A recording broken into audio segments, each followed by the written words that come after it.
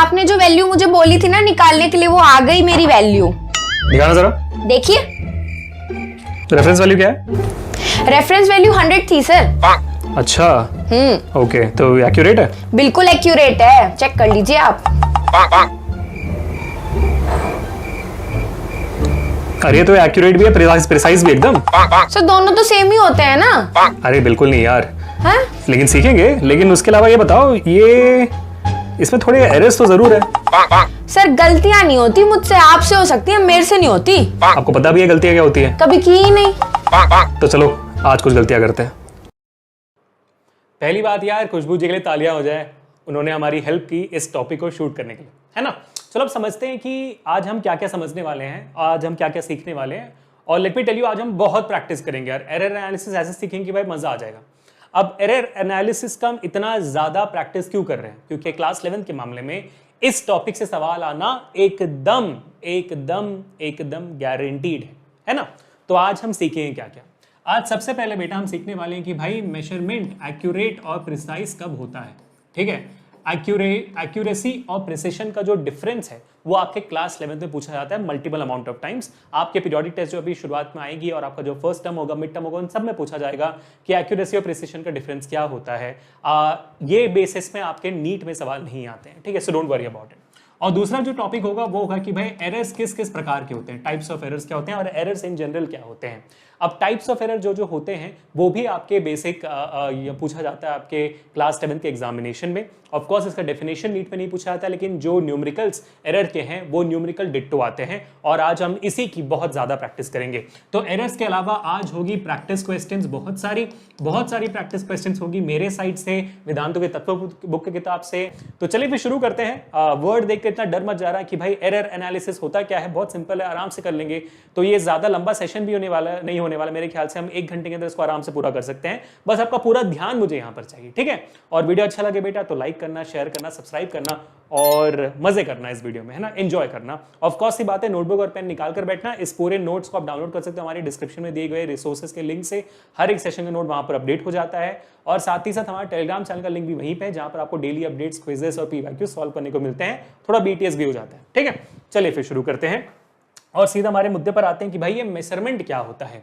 जो आपने देखा होगा ना, हमारा रीडिंग कौन सा था भाई, readings of students mental stress level class 11th। सही रीडिंग है ना, 100 के ऊपर है, 100 के कम है, 100 के आसपास ही होगा, लेकिन है ना, 100 आउट ऑफ 100 तो होता ही है। तो हमारे खुशबू जी ने मेजरमेंट लाकर दिया हमें।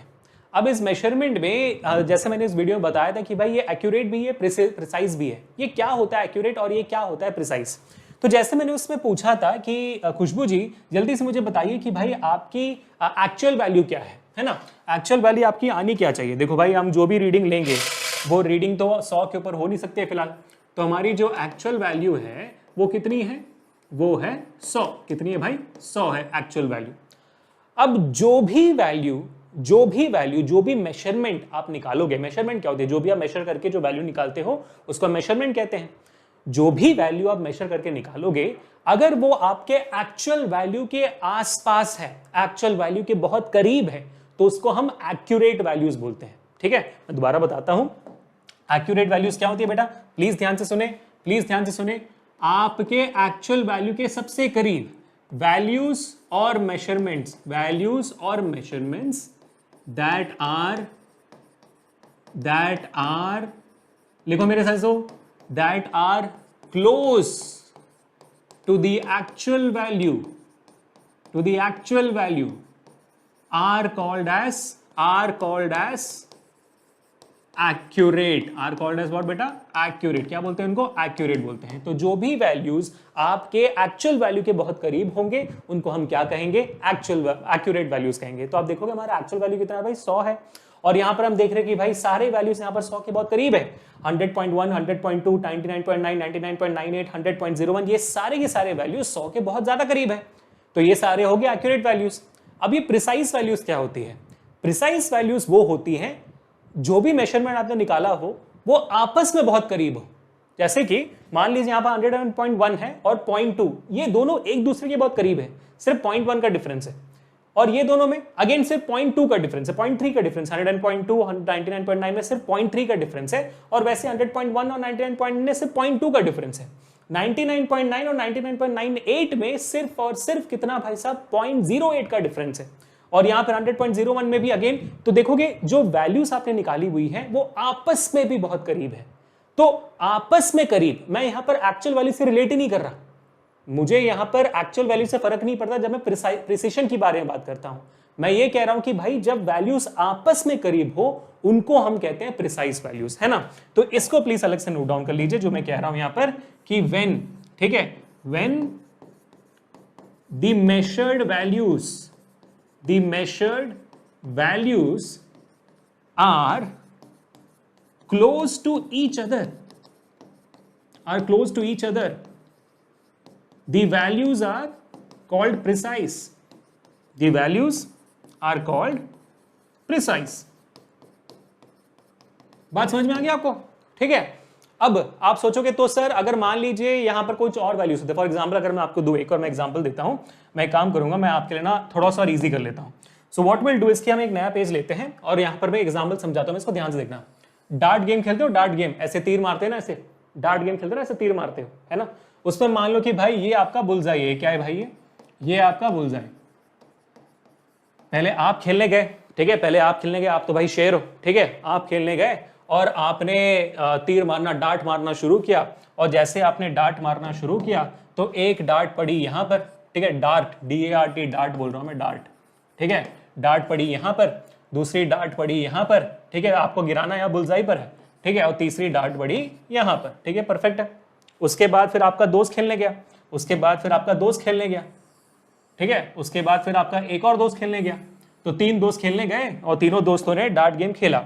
अब आपका ये वाला सीन था, आपके दोस्त का क्या था, आपके दोस्त ने सारे तीर मारे और सारे के सारे बुलजाई पे तो नहीं बट यहां पर आ गिरे, ऐसे, मतलब इतना उसको लगा कि भाई बुलजाई यहां पर है, यहां पर नहीं, ठीक है। और फिर आपके तीसरे दोस्त ने भी खेला, तीसरे दोस्त ने खेला तो भाई साहब डार्ट एक यहां पर पड़ी, दूसरी भी यहां पर, दूसरा पूरा, मतलब भाई आपको कॉम्प्लेक्स हो गया देखकर कि आपके तीसरे दोस्त ने तीनों के तीनों, टॉपर बंदे ने तीनों के तीनों को बुलजाई पे मार दिया, ठीक है। तो अभी यहां पर जो हमने डार्ट गेम खेला है इसमें हमें पता लगाना है कि भाई इसमें एक्यूरेट वैल्यूज कौन सी है और प्रिसाइज वैल्यूज कौन सी है कि नहीं। चलो यहां पर हम एक पता लगा कर देखते हैं कि भाई आप भी गैस मारोगे इसमें कौन से प्रिसाइज है, कौन से एक्यूरेट है। तो पहले हम आपका गेम खेलते हैं। अब यहां पर जब आपका गेम हम देख रहे हैं, हमको दिख रहा है कि भाई ये आपकी एक्चुअल वैल्यू है, यहां पर आपका तीर पड़ना चाहिए था, यहां पर आपके डार्ट पड़ने चाहिए थे, लेकिन हुआ क्या, आप अपने डार्ट के वैल्यू से बहुत दूर निकले, है ना। बुलजाई यहां पर है, आपके तीनों तीर आपके जो एक्चुअल वैल्यू है बुलजाई से बहुत दूर है, तो ऑफ कोर्स ये बात है आपकी वैल्यू एक्यूरेट नहीं है, तो ये हो गया नॉन एक्यूरेट।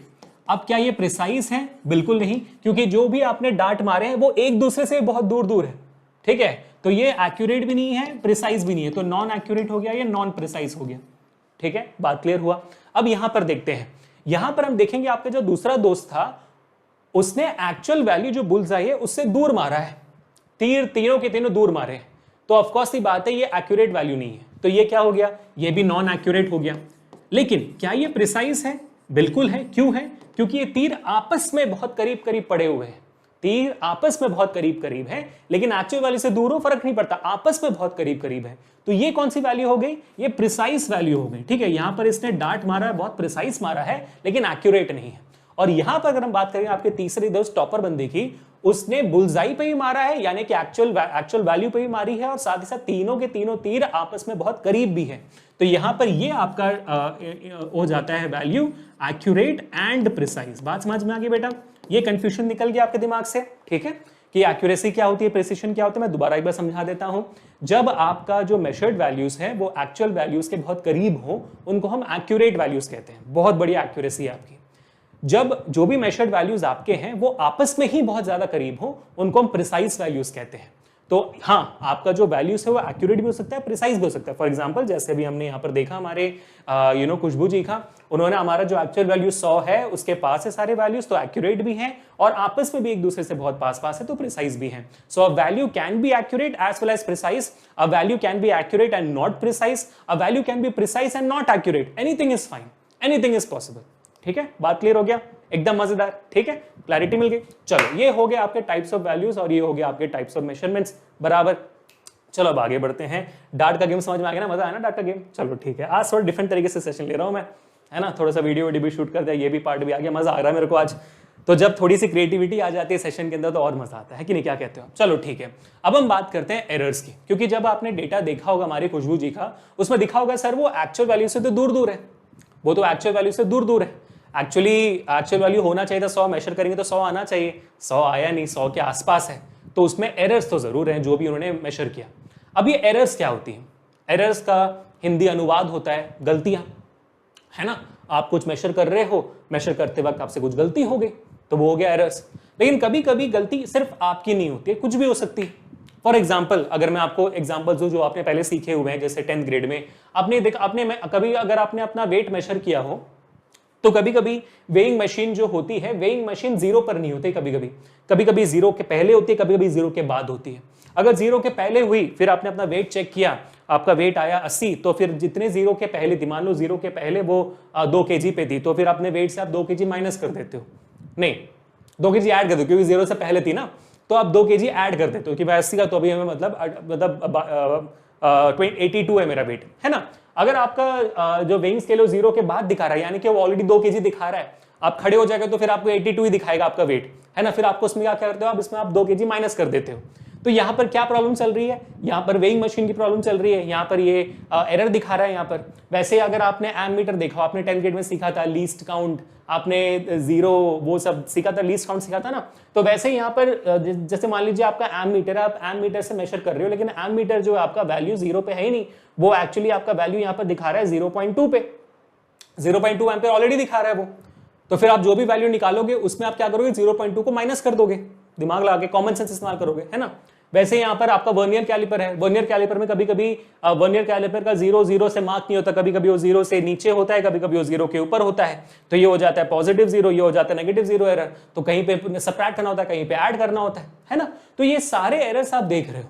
अब ये जो एरर्स हो रहे हैं, ये कौन से एरर हैं? ये आपके मशीन एरर्स हैं, इंस्ट्रूमेंटल एरर्स है कि नहीं। क्या हो गया भाई, ये सारे कौन से हो गए? ये आपके सारे हो गए इंस्ट्रूमेंटल एरर्स, क्योंकि ये सारे इंस्ट्रूमेंट के ऊपर बेस्ड है, तो ये सारे आपके हो जाते हैं इंस्ट्रूमेंटल एरर्स। अब इसके अलावा और कौन से एरर्स हो सकते हैं? जैसे आपका वोल्ट मीटर उठा लो आप, ठीक है, वोल्ट मीटर वोल्टेज फ्लक्चुएट कर रहा है तो आपकी वैल्यू गलत आएगी, तो वो भी इंस्ट्रूमेंटल एरर हो गया। अब ये सारे एरर्स को आप कैसे रेक्टिफाई कर सकते हो? मतलब ये सारे एरर्स हैं, नोन एरर्स हैं। यहाँ पर कॉज क्या आपको समझ में आता है ना, आपको यहाँ पर रीजन क्या इसको समझ में आता है, आपको पता होता है। तो जब भी कोई एरर हो रही हो और आपको रीजन पता हो, ठीक है, when the reason of the error is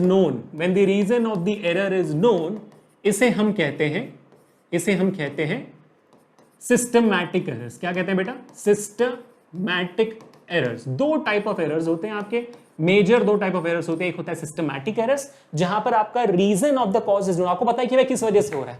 sir machine खराब है सर, है ना, बोलते हैं, सिंपल सी बात है, ठीक है। जैसे मान लो आप कोई चीज मेजर कर रहे हो, पेंडुलम का मेजर कर रहे हो, पेंडुलम ऐसे ऐसे हिल रहा है और तेज वहां पर आपके दोस्त ने फैन चला दिया, तो क्या होगा, पेंडुलम ज्यादा जोर से हिलेगा हवा की वजह से, तो आप बोलोगे अरे हवा बंद हो गया, है ना, wind is the cause.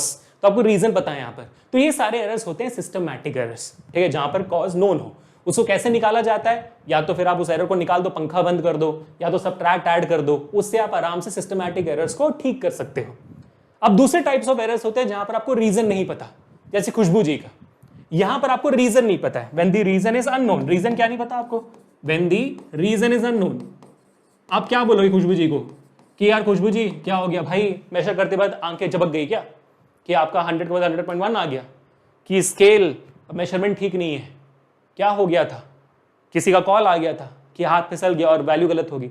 Cause unknown है यहाँ पर ना, कोई पता नहीं है कि नहीं। So when the reason is unknown for invalid measurement, तो आप क्या कहोगे वहां पर? इसको आप कहोगे रैंडम एरर्स। ये रैंडमली होते हैं, हमें पता ही नहीं कि भाई इसका क्या कर सकते हैं, रैंडम एरर्स हो गए। खुशबू जी तो बोल दिया वीडियो में कि यार मेरे से तो गलती नहीं होती, गलती आपसे होती है, तो उनको भी नहीं पता कि भाई रीजन क्या है एरर का, cause is unknown. So when the cause is unknown, reason is unknown, that is called as a random error. अब ये टाइप्स ऑफ एरर आपके नीट में नहीं आते हैं डेफिनेशन के हिसाब से। एक सवाल आया हुआ है वैसे, I will show it to you, but ज्यादातर नहीं आता, पिछले 20 साल में मैंने सारे सवाल उठा के देख लिए। और अगर मैं सीबीएसई क्लास 11 की बात करूँ तो डेफिनेटली आते हैं आपको। अब कोई भी एरर पूछ सकता है कि इंस्ट्रूमेंटल एरर क्या होता है, सिस्टमैटिक एरर क्या होता है, रैंडम एरर क्या होता है। अब आपके इंस्ट्रूमेंटल एरर के अंदर, सिस्टमैटिक एरर के अंदर और भी एरर्स आते हैं। पर्सनल एरर आता है, ह्यूमन एरर आता है कि भाई आप सो गए मेजरमेंट लेते वक्त, मतलब आप जो मेजरमेंट कर रहे थे वैसे ऊपर से देखे बिना ऐसे साइड से देखकर कर रहे थे, तो ये सारे ह्यूमन एरर हो जाते हैं। तो वैसे ह्यूमन एरर हो गया, इंस्ट्रूमेंटल एरर हो गया, वैसे सिस्टमैटिक एरर, तो ऐसे डिफरेंट टाइप्स ऑफ एरर्स होते हैं जो आपके क्लास 11 में पूछे जाते हैं। लेकिन वो सब सिस्टमैटिक एरर के अंदर आते हैं। आप क्वेश्चंस पूछ कर ही क्वेश्चन देखकर ही समझ जाओगे किस टाइप का एरर है। कैसे ह्यूमन एरर क्या होगा, जो गलतियां ह्यूमन से होती है। इंस्ट्रूमेंटल एरर, जो गलतियां इंस्ट्रूमेंट से होती है। बस इतना ही है यार। तो ये इजी टॉपिक है क्लास 7 के लिए, तो don't worry about it. Hard topic तो अभी हम जाएंगे ना। क्लियर हो गया। तो अब यहां पर सिस्टमैटिक एरर में हम कैसे चीजें ठीक कर लेते थे, हम ऐड कर लेते थे, सबट्रैक्ट कर लेते, फैन बंद कर लेते थे, ये सारी चीजें करते थे। रैंडम एरर में क्या करेंगे, रैंडम एरर में हम हमेशा मल्टीपल मेजरमेंट्स लेते हैं। ठीक है, जैसे कि यहां पर हमारे पास ये 1 2 3 4 5 रीडिंग्स है एक ही चीज की, क्योंकि हमें पता है कि खुशबू गलती करेगी, कोई ना कोई रैंडम एरर जरूर होगा। हर एक मेजर में कोई कोई रैंडम एरर जरूर होगा। इसी वजह से आपने जब 10th में लैब एक्सपेरिमेंट्स किए थे वगैरह किए थे, वहां पर भी मल्टीपल मेजरमेंट्स लिए थे ताकि सबका एवरेज निकाल के आपके पास एक्यूरेट वैल्यू है। समझ में आ गया। तो ये सारी वैल्यूज को हम x1 बोल देंगे, x2 बोल देंगे, x3 बोल देंगे, x4 बोल देंगे, x5 बोल देंगे। ठीक है, आपने 5 वैल्यूज निकाल दिए।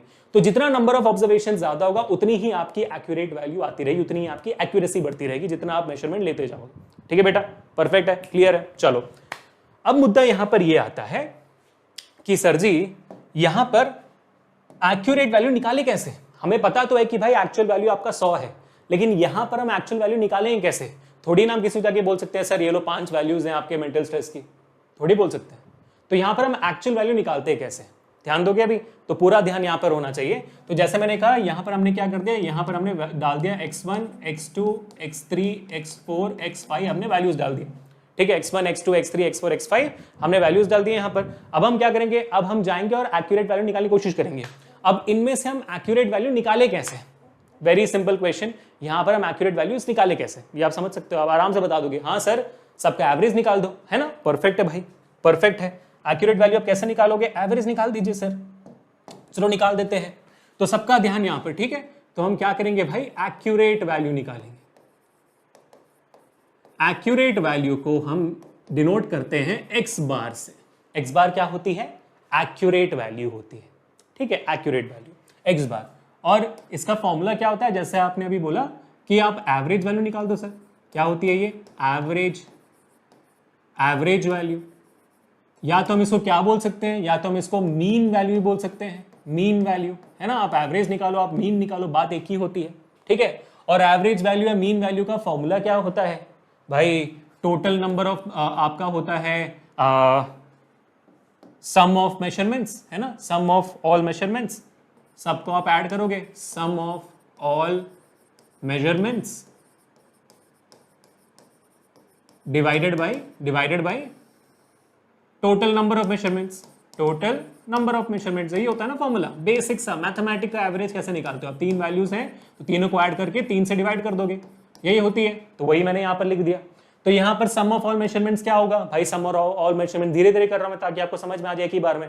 तो यहां पर आप देखोगे मेरा होगा 100.1 प्लस 100.2 प्लस फिर क्या आपके पास वैल्यू 99.9 प्लस 99.8, है ना, 99.8। और क्या उसके बाद 99.98, अच्छा 99.98, और क्या फिर प्लस 100.01 प्लस 100.01। कितने मेजरमेंट्स है आपके पास, 5 मेजरमेंट्स, तो 5 लिख दिया मैंने। तो यहाँ पर आपकी वैल्यू कितनी आ रही है, यहाँ पर आपकी वैल्यू कितनी आ रही है, आप सबको ऐड कर लो। ठीक है, तो सबको ऐड करो तो भाई 1 यहाँ पर है और ये 8 यहाँ पर है, तो 9 हो जाता है, तो 9 आ गया। ठीक है, 9 आ गया। उसके बाद 1 है, 2 3 है, 3 और 9 आपका हो जाता है 12 प्लस 9 आपका हो जाता है 21। तो 1 यहाँ पर आ गया, 2 चला गया ऊपर। ठीक है, सो 2 प्लस 9 11 प्लस 9 आपका हो गया 20, तो ये हो गया 0। फिर 2 ऊपर गया। ठीक है, फिर 2 9 आपका हो गया दोबारा 11 प्लस 9 हो गया आपका 20, तो फिर एक 0 आ गया, फिर 2 ऊपर गया। ठीक है, 2 3 आपका 4 5, ठीक है, तो 5, तो 500.19 डिवाइडेड बाई आपकी 5 आपकी वैल्यू हो जाती है ना? ये आपने सब सब सम कर दिया आराम से, तो 500.19 आना चाहिए, बराबर है। ठीक है, अब डिवाइड बाय 5 कर दोगे तो कितना आएगा भाई? 500 टाइम्स 0.3 टाइम्स बचा 4 है ना, तो 8 टाइम्स, तो 100.38 हमारी वैल्यू आनी चाहिए एक्स बार की। सही है, ठीक है, 100.38 आपकी वैल्यू आनी चाहिए एक्स बार की। 100.38 आएगा?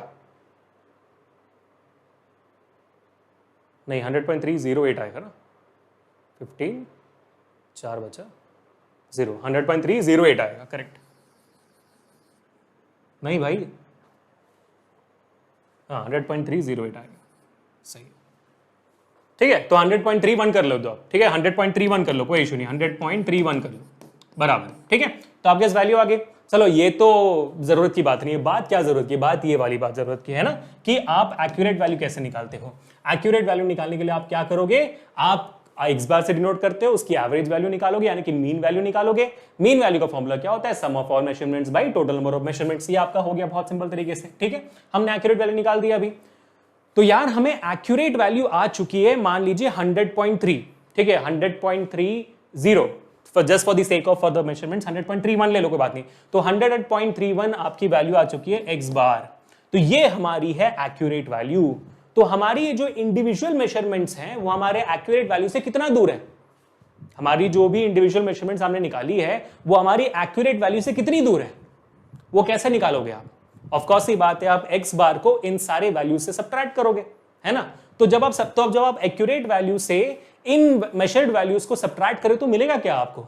भाई आपको एक वैल्यू आई और ये एक्यूरेट वैल्यू है, तो जो दोनों के बीच में जो डिफरेंस है वो गलती होगी ना आपकी तरफ से, वो आपकी गलती है। आपको आना चाहिए था, ये आ रहा है लेकिन ये, तो बीच में जो गैप बन गया वो क्या बन गया? गलती बन गई, है ना। मेरे पास 3 सेब है, मेरे पास 3 सेब है, और क्या कहते हैं, आपके दोस्त को लगता है कि भाई मेरे पास 2 सेब है, तो मैं बोलूंगा कि भाई नहीं भाई, मेरे पास 1 सेब एक्स्ट्रा है जिससे तुम सोच रहे हो, तो मेरी उसकी कैलकुलेशन के हिसाब से 1 सेब एरर हो गया ना।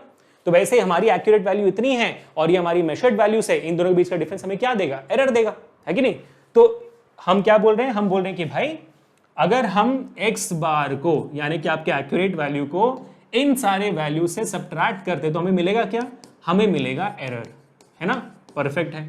और इस एरर को हम बोलते क्या है? इस एरर को हम बोलते हैं एब्सोल्यूट एरर। एब्सोल्यूट एरर माने जो आपके एक्यूरेट वैल्यू से आपके मेजर्ड वैल्यूज का जो डिफरेंस है उसको हम कहते हैं एब्सोल्यूट एरर। तो भाई सब्ट्रैक्ट करो, वैल्यू निकाल दो, कितना है आपका एब्सोल्यूट एरर।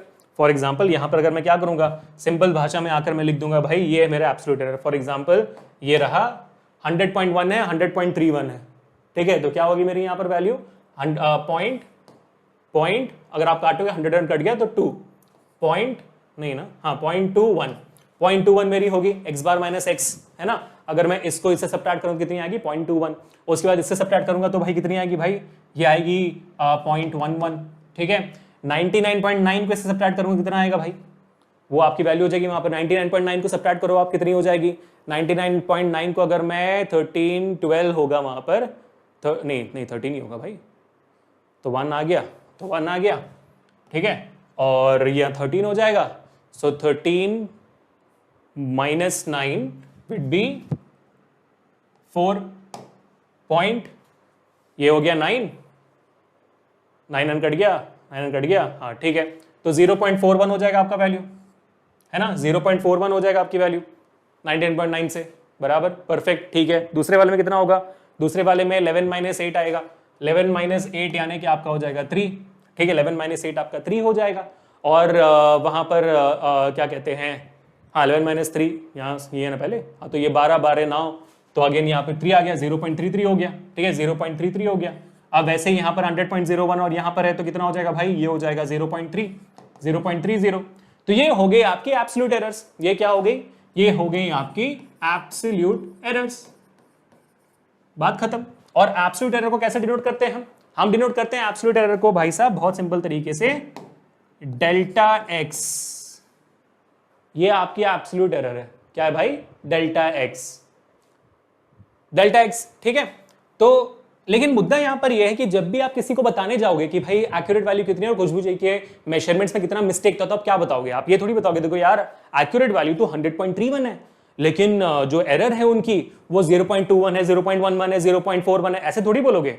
आपको वहां पर भी तो एक सिंगल वैल्यू बतानी पड़ेगी ना, एक एवरेज वैल्यू बतानी पड़ेगी। हाँ, तो यहां पर आपको एब्सोल्यूट एरर का भी एवरेज निकालना पड़ेगा। तो यहां पर हमने दो एवरेज निकाल दिए। पहला एवरेज हमने निकाला जब हमें एक्यूरेट वैल्यू चाहिए थी, तो हमने वैल्यूज का एवरेज निकाल दिया। अभी हमें एक एक्यूरेट एरर भी चाहिए कि बराबर एरर कितना है, तो इसलिए हम क्या करेंगे, सारे एरर्स का भी आप निकालेंगे हमारे मीन। तो अभी हम निकालने वाले हैं बहुत ही सिंपल सा हमारा मीन एब्सोल्यूट एरर, जो आपका आखिरी टॉपिक है। इसके बाद कुछ नहीं है, बस खत्म हो गया, एरर खत्म। तो मीन एब्सोल्यूट एरर क्या होता है, वही एब्सोल्यूट एरर का मीन निकाल दो आप। तो मीन एब्सोल्यूट एरर को हम, तो सॉरी यहां पर मैं इसको कंप्लीट कर देता हूं। हाँ, तो ये एब्सोल्यूट एरर का फॉर्मूला है।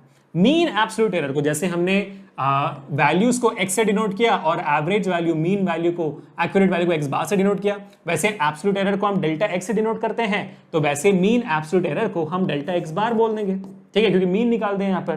तो मीन एब्सोल्यूट एरर का फॉर्मूला क्या होगा, वही भाई जो यहाँ पर लिखा हुआ है, sum of all errors, sum of all errors, sum of all errors divided by number of errors. खत्म, खत्म भाई सब बात, खत्म भाई सब बात, इतना ही है। जिंदगी सफल हो गई हमारी, जिंदगी सफल हो गई। ठीक है, तो कर दो यहां पर। तो डेल्टा एक्स बार की वैल्यू क्या आएगी, एक बात मैं आपको याद देना चाहूंगा। ठीक है, जब भी आप एब्सोल्यूट एरर निकालोगे, हो सकता है कभी कभी आपकी वैल्यू, आपका फॉर्मूला क्या है, एक्स बार माइनस एक्स है ना, एक्स बार क्या है 100.31। तो 100.31 यहां पर जो भी वैल्यूज हैं उन सबसे बड़ा है। हो सकता है कि यहां पर कोई वैल्यू होता जैसे 100.4, तो x बार माइनस एक्स करते तो 100.3 माइनस 100.4 होता, तो आपको वैल्यू नेगेटिव आती है ना। तो एरर्स पॉजिटिव भी हो सकते हैं, नेगेटिव भी हो सकते हैं। तो आपका जो ये एब्सोल्यूट एरर है, it can be, absolute error can be positive and negative, उससे फर्क नहीं पड़ता, एब्सोल्युटली पॉसिबल। लेकिन जब आप किसी चीज का मीन निकालते हो, तो वहां पर आपको पता है, वहां पर हम पॉजिटिव वैल्यूज ही लेते हैं, हम नेगेटिव वैल्यूज नहीं लेते। ठीक है, तो इसी वजह से तो आपका जो डेल्टा एक्स बार है वो हमेशा मॉड में होगा। ठीक है, वो हमेशा मॉड में होगा, क्योंकि आपका जो वैल्यू आएगा मीन एब्सोल्यूट एरर का, उसमें आपको हर एक वैल्यू, जो भी एरर्स आप लोगों, सबको पॉजिटिव में ही लेना है, नेगेटिव में नहीं लेना कभी। ठीक है, तो मैं यहां पर एक एज ए नोट लिख देता हूं, एज ए नोट लिख देता हूं, जो बहुत ज्यादा इंपॉर्टेंट है। ठीक है, always take positive values, convert negative to positive all values।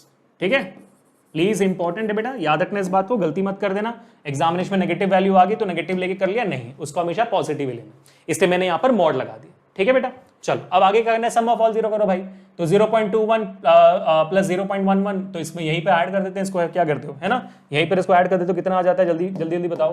तो यहीं पर अगर हमने ऐड कर दिया तो 1 + 2 2, 2 + 1 3, 3 + 3 आपका हो गया 6, यहाँ पर 2 + 1 3, 3 + 4 हो गया 7, 7 + 3 हो गया 10, 10 + 3 13, तो यहाँ पर फिर 1 आ गया, तो 1.36 हो गया आपका वैल्यू, है ना। तो आपका मीन एब्सोल्यूट एरर कितना आया, 1.36 divided by number of errors कितना भाई, 5 है। आप कर लो सब, आप कर लो डिवाइड, कितना आ जाएगा भाई, तो 5 2 = 10 हो जाएगा, बचा कितना 3, तो 5 7 = 35, और बचा कितना भाई 1, तो 0.272 हो गया, 0.272 आपका मीन एब्सोल्यूट एरर हो गया। अब आप जाकर किसी को भी खुशी खुशी बता सकते हो कि भाई साहब देखो, ठीक है, कि भाई साहब देखो, हमारा जो फंडा है, फंडा बहुत क्लियर है। हमारा क्या फंडा है भाई, हमारा फंडा बहुत क्लियर है कि एक्यूरेट वैल्यू हमें मिल गई है 100.38, ठीक है, और हमें मिल गया है कि भाई मीन एब्सोल्यूट एरर कितना है, मीन एब्सोल्यूट एरर कितना है, कितना है भाई, एवरेज एब्सोल्यूट एरर, यानी कि एवरेज एरर कितना है आपके सामने है 0.272, है ना, 272 था ना कि 275 था, 272 आ गया।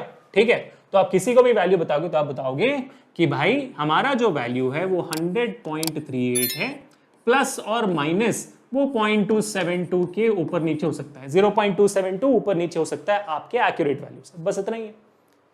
तो यहां पर हमने क्या कर दिया, ये जो अभी हमने यहां पर किया हुआ है इसको हम कहते हैं रिप्रेजेंटेशन, इसको हम कहते हैं representation of measurement, representation of measurement, जहां पर बहुत ही अच्छे तरीके से हमने एक्यूरेट वैल्यू भी डिनोट किया, रिप्रेजेंट किया, और एरर भी रिप्रेजेंट किया। ठीक है, तो रिप्रेजेंटेशन ऑफ मेजरमेंट क्या होती है, सिंपल है, आप एक्यूरेट वैल्यू दिखाइए प्लस और माइनस मीन एब्सोल्यूट एरर दिखाइए, ये हो जाता है आपका format of representing a measurement.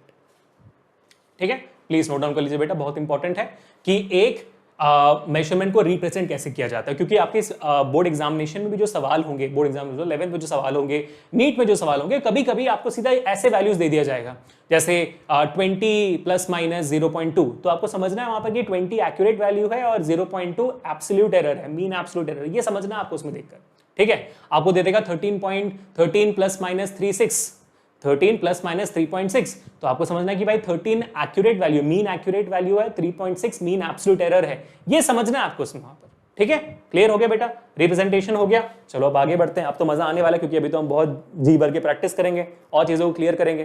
ठीक है, तो ये क्लियर हो गया ना, इसके आगे और कुछ नहीं है, बस इतना ही है भाई, इतना ही है। इसके बाद चीजें और सिंपल है, डोंट वरी अबाउट, बहुत सिंपल है। ठीक है, इसके बाद डिफिकल्टी कब आएगी वो हम सीखेंगे, जहां पर बच्चों की यूजुअली गलतियां होती हैं। चलो बट प्रैक्टिस करते हैं। ये प्रैक्टिस क्वेश्चन मैंने अपने तत्व की किताब से उठाई हुई है, वेदांतों की, और काफी अच्छे प्रैक्टिस सवाल है उसमें, आप चाहो तो चेकआउट कर सकते हो, बट ठीक है बाद में कर लेना जब मौका मिले। चलो अब सवाल को सॉल्व करते हैं। क्या दिखा है यहाँ पर, the period of oscillation of a simple pendulum in the experiment is recorded as 2.63, 2.56, 2.42, 2.71 and 2.8 respectively. The average absolute error is, मतलब यहाँ पर आपको मीन एब्सोल्यूट एरर निकालना है, डेल्टा एक्स बार निकालनी है ना। तो डेल्टा एक्स बार के लिए आपको पहले एरर निकालना पड़ेगा, इंडिविजुअल एरर्स निकालने पड़ेंगे, यानी कि डेल्टा एक्स एब्सोल्यूट एरर निकालना पड़ेगा। एब्सोल्यूट एरर निकालना है तो फिर आपको पहले एक्यूरेट वैल्यू निकालना पड़ेगा, यानी कि आपको एक्स बार निकालना पड़ेगा। तो शुरुआत हमेशा वहीं से होती है जो अभी हमने सीखा। तो अभी हम क्या करेंगे, एक्स बार से शुरुआत करेंगे। ठीक है, एक्स बार क्या हमारा, एक्स बार है हमारा एक्यूरेट वैल्यू। तो एक्स बार एक्यूरेट वैल्यू कैसे निकालते हो आप, number of sum of all measurements divide by number of measurements, है ना। मैं लिख देता हूं यहां पर सम ऑफ मेजरमेंट्स। पहला जो सवाल है उसको हम धीरे धीरे करेंगे समझने के लिए, sum of measurements upon number of measurements. ठीक है, बराबर। तो सम कितना है यहाँ पर, सम के लिए सारी वैल्यूज लिख देते हैं, 2.63 plus 2.56, 2.63 plus 2.56 plus 2.42 plus 2.71, 2.42 plus 2.71, ठीक है, प्लस 2.8 है ना, प्लस 2.8। कितने मेजरमेंट्स हैं यहाँ पर, यहाँ पर हमारे 1 2 3 4 5 मेजरमेंट्स, ठीक है, डिवाइड बाय 5 बराबर है यहाँ पर। चलो अब वैल्यू निकालो भाई, सबको ऐड कर दो भी, आपको जो दिख रहा है यहाँ पर। सो 8 प्लस 1 9, 9 प्लस 2 11, 11 प्लस, देखो मैं ऐसे ऐड कर रहा हूँ, आप चाहो तो लिख कर ऐड करो, आपकी मर्जी है, पूरा आपका नोट्स है, मेरा नोट नहीं है ये। सो 8 प्लस 1 9, 9 प्लस 2 11, 11 प्लस 6 17, 17 प्लस 3 20, तो 0 आ गया, 2 कैरी ओवर में है, 2 एक सेकंड, तो 2.80 लिखना है ना मेरे को, सॉरी माय मिस्टेक गाइस, यहाँ पे मेरी गलती, यहाँ पर 0 नहीं आएगा, सॉरी, यहाँ पर मैं निकाल देता हूँ, हाँ ठीक है। चलो अब ऐड करो, सबको सेम सिग्निफिकेंट फिगर में कर लेना, मतलब गलती हो जाएगी। चलो अब आगे करते हैं, हाँ तो 1 2 3, 3 प्लस 6 9, 9 प्लस 3 12, तो 2 आया, 1 कैरी, ठीक है। तो now 8 plus 1 9, 9 plus 7 16, 16 plus 4 is 20, 20 plus 5 is 25, 25 plus 6 is 31, 3 carry, ठीक है। सो 3 plus 2 5, 5 plus 2 7, 7 plus 2 9, 9 plus 2 11, 11 plus 2 13, so 13.12 divided by 5 हो गया, ठीक है, 13.12 डिवाइड बाय 5 आ गया। तो अब आप इसको डिवाइड करो, सो 5 2 10 पॉइंट, 3 बचा, 6 30, 1 बचा, 2 10, फिर 2 बचा, तो 2.624 आपका हो जाता है एक्स बार, ठीक है, 2.624 आपका एक्स बार हो जाता है, सही है, बराबर है ना, कोई इशू तो नहीं है, अब तक हमने ऐड किया, सब्ट्रैक्ट कर लिया, ठीक है। अब आगे क्या करना है हमें, अब हमें निकालना है कि भाई एब्सोल्यूट एरर्स कितने हैं, अब हमें निकालना है कि एब्सोल्यूट एरर्स कितने हैं। जैसे हम एब्सोल्यूट एरर्स निकाल देंगे हमें वैल्यू आ जाएगी। तो एब्सोल्यूट एरर कैसे निकालते हैं, अभी हमें क्या निकालना है, अभी हमें निकालना है एब्सोल्यूट एरर, और उसका फॉर्मूला क्या होता है, delta X is equal to X bar minus X, है ना, जो भी आपके सारे वैल्यूज है उसमें से आपको ये सब्ट्रैक्ट करना है, बस इतना ही करना है, ठीक है। चलो यहां पर साइड में कर देते हैं इसको। तो हमारे पास यहां पर अभी है 2.630 सब्ट्रैक्टिंग बाय 2.624, है ना, तो 2 पॉइंट देखो ये क्लियर कट केस हो गया कि आप देखोगे कि आपका 2.624 जो है वो पहले रीडिंग से छोटा है, देख सकते हो ना 2.63 एक्चुअली बड़ा है, तो यहाँ पर वैल्यू ये नेगेटिव है ना, तो ये नेगेटिव आएगी यहाँ पर, समझ रहे हो बात को ना, ठीक है। तो यहाँ पर वैल्यू कितनी आ जाएगी, आपकी वैल्यू आ जाएगी भाई यहाँ पर हो जाएगा कितना आना चाहिए 0.06 आना चाहिए ना, 0.006 आना चाहिए बराबर, ठीक है। तो यहाँ पर हम वैल्यू निकाल रहे हैं एब्सोल्यूट एरर की, तो हमारा पहला एब्सोल्यूट एरर कितना आ गया भाई 0.06 हो गया नंबर 1।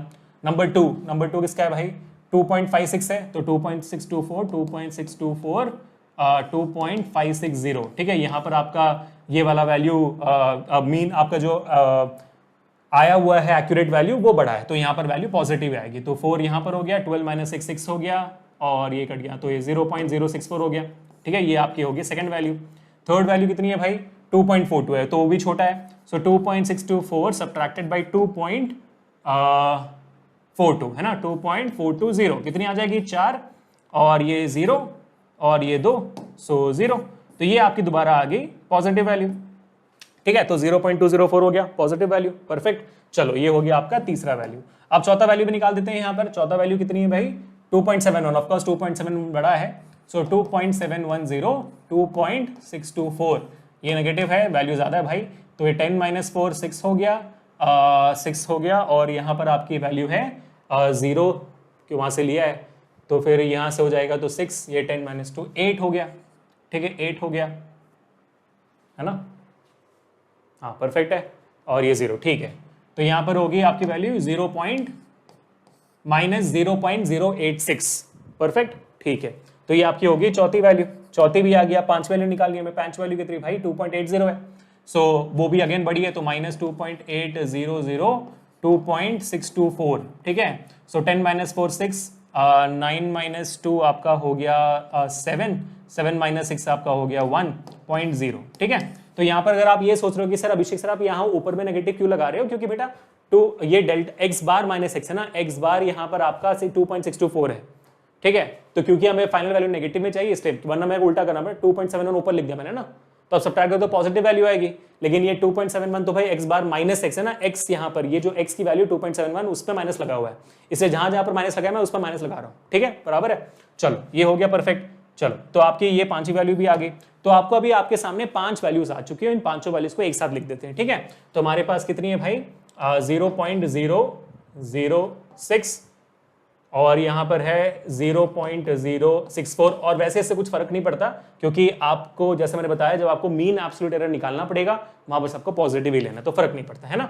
और ये कौन सा है 0.204 और यहाँ पर कौन सी वैल्यू है 0.086 और यहाँ पर है 0.176, ठीक है।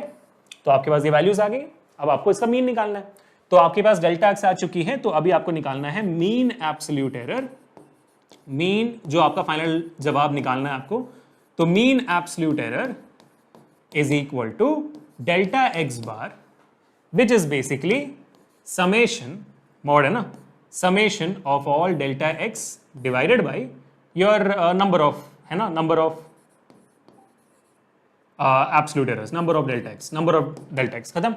तो यहाँ पर सम कर लो, आप सम कर लो तो वैल्यू आ जाएगी कितनी भाई 6 + 4 10 10 14 14 6 20 26, ठीक है 2 कैरी 6 2 8 8 8 16 16 7 23 2 कैरी, तो 2 4 4 5, तो 0.536, तो 0.536 आपके पास वैल्यू आ गई है, डिवाइडेड बाय आपको करना है 5, तो वैल्यू कितनी आएगी 0.1072, सो 0.1072 अगर आप थोड़ा सा राउंड ऑफ भी कर लेते हो 0.11 आना चाहिए, 0.11, या तो आप इसको 0.107 भी छोड़ सकते हो, देखते हैं कि सवाल में क्या है। तो 0.11 आप देख सकते हो ऑप्शन बी में है ना, तो ऑप्शन बी में आपका 0.11 ऑप्शन है, तो परफेक्ट है यार, ये वैल्यू आ गई हमें, ठीक है। अब देखो इसको हमने आराम से किया हुआ है, स्लो से किया हुआ है, इतनी सारी चीज लिखने की जरूरत नहीं होती है, आप सीधा यहाँ पर डेल्टा एक्स बार लिखकर ये कैलकुलेशन से शुरू कर सकते हो, क्योंकि भाई ऑफकोर्स कॉम्पिटिटिव एग्जामिनेशन है, क्लास 11th में आपको जैसा मैंने लिखा है वैसे लिखना पड़ेगा। और जैसा कि आप खुद देख सकते हो कि सर ये तो थोड़ा लंबा प्रोसेस है, हाँ बिल्कुल प्रोसेस लंबा ही है, कोई और तरीका ही नहीं है यहां तक पहुंचने का, है ना। आपको पहले एक्यूरेट वैल्यू निकालनी होगी, फिर एब्सोल्यूट एरर्स निकालना होगा, उसके बाद ही आप मीन एब्सोल्यूट एरर निकाल सकते हो। अब देखो इसके आगे 2 स्टेप और भी आएंगे आपको, कि कौन से होंगे 2 स्टेप और मैं बताता हूं आपको, but you get the idea. ये लंबा प्रोसेस है, इसको करना ही है, इसलिए मैंने बोला कि आज हम बहुत प्रैक्टिस करेंगे, और प्रैक्टिस करना ही है भाई, इसका कोई क्या कहते हैं, there is no other way around it. तो एक बार अपने लिए ताली मान लो यार, बहुत अच्छा किया आपने ये सवाल। आई एम होपिंग कि आप मेरे साथ इसको सॉल्व कर रहे हो। अब ऐसा एक और सवाल करते हैं ना, प्रैक्टिस जितना करेंगे उतना ही हम बेहतर होते जाएंगे, उतना हम तेज होते जाएंगे, क्योंकि एरर एनालिसिस में यही इशू है, आपको तेज होना पड़ेगा, इतना ही है। और कोई मतलब सवाल इतना कोई हार्ड वगैरह नहीं है, निकालना क्या, एवरेज ही तो निकालना है ना, at the end of the day वही तो निकालना है। मैथमेटिकल सबसे बेसिक चीज है भाई, एवरेज निकालना है। तो आप टेंशन मत लो, आप बस प्रैक्टिस करते जाओ, आराम से हो जाएगा, ठीक है। तो आज क्या है भाई, ये सवाल क्या है अभी, student measures the time period of 100 oscillations of a simple pendulum. डरो मत, 100 रीडिंग्स नहीं होने वाले हैं, 100 ऑसिलेशंस का रीडिंग लिया है, जिसमें 4 टाइम्स पेंडुलम 4 टाइम्स 4 बार लिया हुआ है। The data set is 90 seconds, 91 seconds, 95 and 92। If the minimum division in the measuring clock is 1 second, then the reported mean time should be। तो यहां पर आपको दिखेगा, यहां पर accurate value, यहां पर ये मैंने बताया था ना आपको कि भाई इसका मतलब क्या होता है नहीं, मैंने बताया था आपको बहुत सिंपल तरीके से कि भाई ये जो नंबर लिखे हुए इसका मतलब क्या होता है, ये जो वैल्यू है ये एक्यूरेट वैल्यू, और ये जो प्लस माइनस के बाद जो लिखा हुआ है वो क्या है, ये मीन एक्यूरेट वैल्यू और ये मीन एब्सोल्यूट एरर है ना, ये x बार प्लस माइनस डेल्टा x बार है कि नहीं। तो ये आपको याद रखना है कि भाई लिखा क्या हुआ है वहां पर, वो समझना है। तो हमें अल्टीमेटली निकालना क्या है, हमें अगेन दोबारा एक्यूरेट वैल्यू निकालनी है, मीन एक्यूरेट वैल्यू निकालनी है, और उसके बाद फिर हमें मीन एब्सोल्यूट एरर भी निकालना है, सेम प्रोसेस कंटिन्यूस, ठीक है। तो चलो फिर अभी निकालते हैं। हमारे पास सबसे पहला ऑप्शन क्या है, x बार का है। अभी मैं वो सब नहीं लिखूंगा, अभी जो मैंने इसमें सब लिखा था वो सब नहीं लिखूंगा, sum of measurement, number of measurement नहीं, अब आप जानते हो। तो अब हम थोड़ा सा तेजी से करेंगे। सम ऑफ मेजरमेंट, तो भाई 90, 91, 90, 91, 95, 92, ठीक है। तो हमारे पास क्या क्या ऑप्शन है भाई, 90 सेकेंड्स है, प्लस 91 है, प्लस 95 है, प्लस 92 है, 4 रीडिंग्स है, डिवाइड बाई 4, ठीक है। तो यहाँ पर वैल्यू क्या हो जाएगी x बार की आपकी, 90 प्लस 91 प्लस 95, तो यहाँ पर 2 प्लस 5 7, 7 प्लस 1 8, 8, और ये 8 हो गया यहाँ पर, फिर हो गया 9 प्लस 9 18, 18, और ये तो भाई 4 9 हो गया, तो भाई कितना हो गया आपका प्यारा से 36 हो गया ना। सो 368 हो गया, 368 डिवाइड बाई 4। अब 4 ऑफकोर्स ही बात है कट जाता है यहाँ पर कितने में, कितने बार में से, तो आप देखो जो भाई 436 है, कोई ना कोई नंबर है ना, 6 6 से 36 होता है, नहीं 4 भी कटेगा, हाँ भाई 4 9 से, अरे यार मैं क्या सोच रहा हूँ, सो 4 9 से 36, हाँ ऑफ कोर्स, और 4 2 से 8, 92 आ गया। तो x बार कितनी होगी वैल्यू यहाँ पर, 92 हो गई। तो यहाँ पर कौन से ऑप्शन में 92 लिखा हुआ है, ओ लो कर लो बात भाई, ये नीट वाले भी कैसे सारे ऑप्शन में 92 लिखा हुआ है तो भाई ऐसा नहीं है कि यहीं पर रोक के जवाब बता दे, नहीं, अभी हमें निकालना पड़ेगा, मीन एब्सोल्यूट एरर भी निकालना पड़ेगा, तभी जवाब आएगा। कितने गंदे इंसान है यार ये, आपको मुका मारने मन नहीं करता, बट ठीक है। एनी हाउ, तो ये x बार आ गया आपको। अभी ऑफकोर्स ही बात है, फिर अभी आपको डेल्टा x निकालना पड़ेगा, है ना। डेल्टा x क्या होता है आपका, absolute error, that is x bar minus x, ठीक है। तो अभी आपको सारी वैल्यूज के साथ 92 को माइनस करना है। तो यहाँ पर मैं 92 माइनस 90 करूंगा तो क्या वैल्यू आएगी, है ना, ये मैं यहाँ पर लिख देता हूँ। तो 92 माइनस 90 करूंगा तो 2 आएगी, 92 माइनस 91 करूंगा तो फिर 1 आएगी, है ना। 92 माइनस 95 करूंगा तो माइनस 3 आएगी, 92 माइनस 92 करूंगा तो फिर 0 आएगी, ठीक है। ये हमारे हो गए एब्सोल्यूट एरर्स की वैल्यू, ठीक है।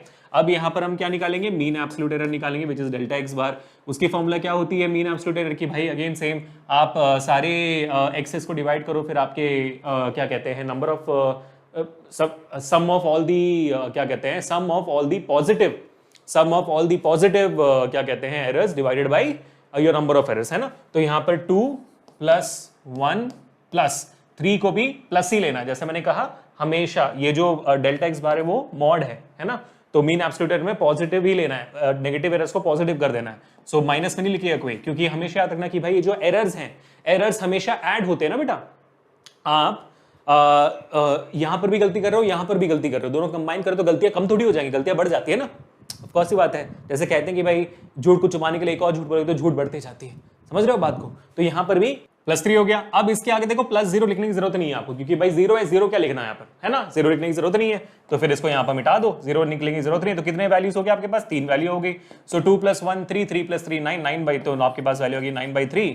सो ये फाइनल डेल्टा x बार की वैल्यू हो जाती है 9/3 इज बेसिकली 3, ठीक है। तो हमारा रिप्रेजेंटेशन क्या है, हमारा रिप्रेजेंटेशन है x बार प्लस माइनस डेल्टा x बार, ठीक है। तो यहाँ पर वैल्यू कितनी हो जाएगी, यहाँ पर आपके x बार की वैल्यू क्या है, x बार की वैल्यू हमारी है 92 प्लस माइनस डेल्टा x बार की वैल्यू आ गई 3। तो कौन सा ऑप्शन बनता है भाई, ये बन जाता है हमारा, देखो ऑप्शन डी, ऑप्शन बराबर हो गया, परफेक्ट है, ठीक है। चलो सॉल्व हो गया। देखो भाई नीट के लेवल के सवाल कर रहे हो, क्लास 7 के लेवल के सवाल कर रहे हो, काफी अच्छा लग रहा होगा, है ना।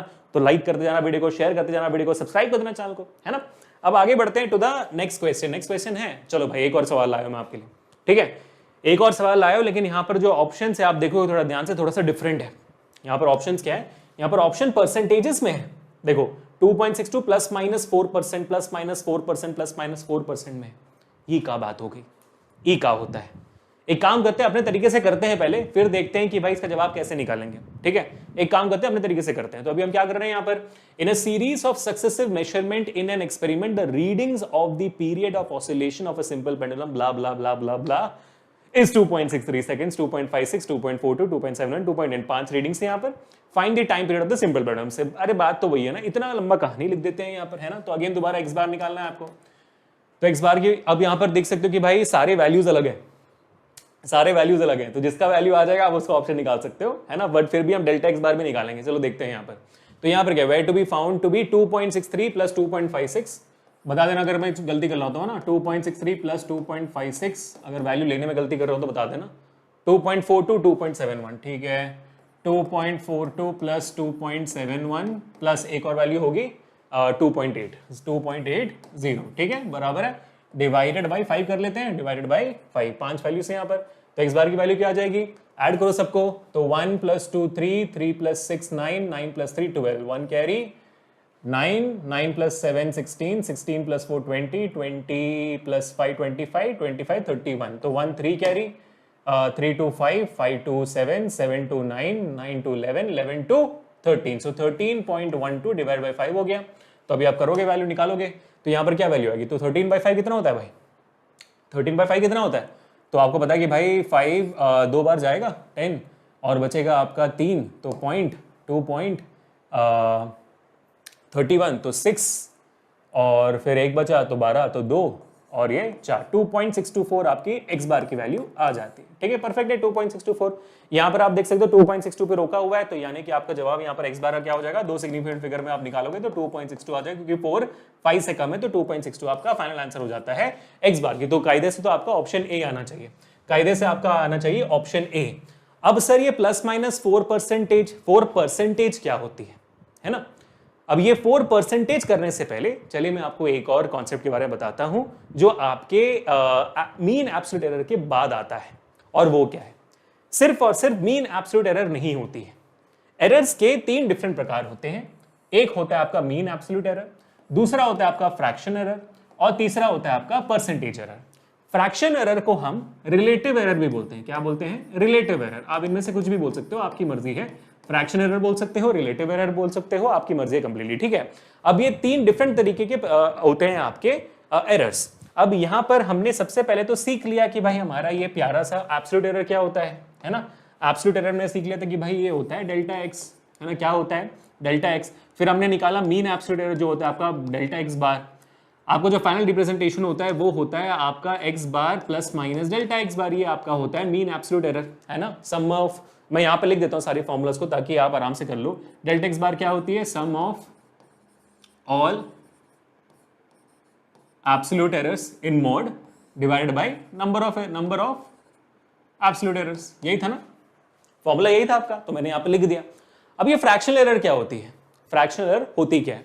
तो फ्रैक्शनल एरर के लिए और रिलेटिव एरर के लिए बस आपको एक छोटा सा फॉर्मूला याद करना है, और ये इसके नाम पे लिखा हुआ है, रिलेटिव एरर। रिलेटिव मतलब क्या होता है, जैसे हमने याद हो आपको, तो मैंने आपको सिखाया हुआ है 10th ग्रेड में भी, रिलेटिव डेंसिटी सिखाया हुआ है 9th ग्रेड में, और रिलेटिव रिफ्रैक्टिव इंडेक्स सिखाया हुआ आपको 10th ग्रेड में। क्या बताया था मैंने रिलेटिव रिफ्रैक्टिव इंडेक्स में, अगर याद ना भी हो तो मैं समझाता हूँ। रिलेटिव का मतलब क्या होता है, रिश्तेदार, है ना। रिलेटिव मतलब क्या, रिश्तेदार। तो मतलब मेरा और आपका क्या रिश्ता है, भाई बहन का रिश्ता है, भाई टीचर स्टूडेंट का रिश्ता है। तो रिलेटिव का मतलब होता है रिश्ता क्या है हम दोनों के बीच में। तो यहां पर हम निकाल क्या रहे हैं, एरर। एरर का रिश्ता किसके साथ हो सकता है, मेजरमेंट के साथ, है ना। तो भाई आपके मेजरमेंट के साथ आपके एरर का क्या रिश्ता है, वही निकालते हैं। अब मैथमेटिक्स में हम रिश्ता कैसे निकालते हैं, कंपेयर कैसे करते हैं रिश्ते को, हम कंपेयर करते हैं रेशियो से। तो यहां पर भी फ्रैक्शनल एरर से नाम से आपको समझ में आना चाहिए, रिलेटिव के नाम से समझ में आना चाहिए, यहां पर कोई ना कोई रेशियो निकाली जा रही है। रिलेटिव रिफ्रैक्टिव इंडेक्स के टाइम पे भी हम रेशियो ही निकालते थे, है ना। तो यहां पर किस बात की रेशियो निकलेगी, सेम बात है, यहां पर आपकी रेशियो निकल जाएगी डेल्टा एक्स अपॉन एक्स की, यानी कि आपका जो एब्सोल्यूट एरर है वर्सेस एक्चुअल वैल्यू x। ये हो जाती है आपकी फ्रैक्शनल एरर। बात समझ में आ गई? क्लियर है बेटा? सिंपल सा, डेल्टा एक्स बार जो आपका मीन एब्सोल्यूट एरर है डिवाइडेड बाई एक्स बार जो आपका एक्यूरेट वैल्यू है ना, बस इतना होता है। रिलेटिव एरर क्या होगी? दोबारा आपका जो मीन एब्सोल्यूट एरर है, मतलब आपका जो फाइनल एरर आया है उसका आपके एक्यूरेट वैल्यू से क्या रिलेशनशिप है, तो आपका हो गया delta x bar upon x bar. ये हो गई आपकी फॉर्मूला। इसको मैं थोड़ा सा वर्ड्स में लिख देता हूं ताकि आप कभी भी इसको लेकर कंफ्यूज ना हो जाओ, है ना। रिलेटिव एरर क्या है भाई? Delta x bar upon x bar. तो डेल्टा एक्स बार क्या है भाई? आपका mean absolute error divided by your mean accurate और एवरेज वैल्यू, है ना। जो भी आप लिख सकते हो, आप लिखना चाहो तब लिख सकते हो, ठीक है। ये हमारा फॉर्मूला हो गया। अब जब मैं इसी चीज का परसेंटेज निकालूं, अगर मैं फ्रैक्शनल एरर का परसेंटेज निकालूं तो फिर मेरा परसेंटेज एरर बन जाता है। सिंपल एज दैट, ठीक है। जैसे मान लो परसेंटेज क्या हुआ, delta x bar upon x bar जो मेरा ये फॉर्मूला है, अगर मैं इसका परसेंटेज निकालूं, परसेंटेज कैसे निकालते हैं? बस उसको मल्टीप्लाई कर देते हैं इंटू 100 से, है ना। आप इंटू 100 से मल्टीप्लाई कर दो, उसका परसेंटेज बन जाएगा। तो ये बन जाती है मेरी परसेंटेज एरर। बात खत्म, इसमें कोई और टेंशन नहीं लेना, बस ये हो गया भाई। तो आपको इसमें कुछ एडिशनल सीखना था? कुछ भी नहीं सीखना था, बस आपको ये समझना था कि भाई रिलेटिव एरर क्या होता है। रिलेटिव एरर जब आप रिलेट करते हो दो चीजों को, क्या दो चीजें हैं भाई? एब्सोल्यूट एरर है, मीन एब्सोल्यूट एरर और मीन एक्यूरेट वैल्यू है, उनको रिलेट कर दिया, उनका जब परसेंटेज निकाला तो फिर वैल्यू आ गई परसेंटेज एरर की, बात खत्म हो गई, ठीक है। तो अब यहां पर जैसे हमारा पिछला सवाल था, इसमें देखो यहां पर जो ये 4% दिया गया, ये क्या है? ये है परसेंटेज एरर जो सवाल में दिया गया है, ठीक है। परसेंटेज एरर आपको सवाल में दिया गया है, तो इसका मतलब ये हुआ कि आपका जो रिप्रेजेंटेशन ऑफ योर एरर और एक्यूरेट वैल्यू है वो एक्स बार प्लस माइनस डेल्टा एक्स बार से बदल सकता है। किस में बदल सकता है? आप यहां पर लिख सकते हो कि रिप्रेजेंटेशन, मैं इसको अलग कलर से लिखता हूं ताकि ये हाईलाइट हो। नोट बेटा, रिप्रेजेंटेशन नंबर 2, रिप्रेजेंटेशन नंबर 2 क्या है? एक्स बार जो आपकी एक्यूरेट वैल्यू है प्लस माइनस परसेंटेज एरर। आप परसेंटेज एरर के टर्म्स में भी लिख सकते हो। क्लियर हो गया? तो यहां पर परसेंटेज एरर दिया हुआ है। परसेंटेज एरर निकालने के लिए क्या चाहिए आपको? अभी 4% निकालना है, कैसे निकालेंगे? ऑफ कोर्स सी बात है, आप क्या करोगे? आप delta x bar upon x bar करोगे।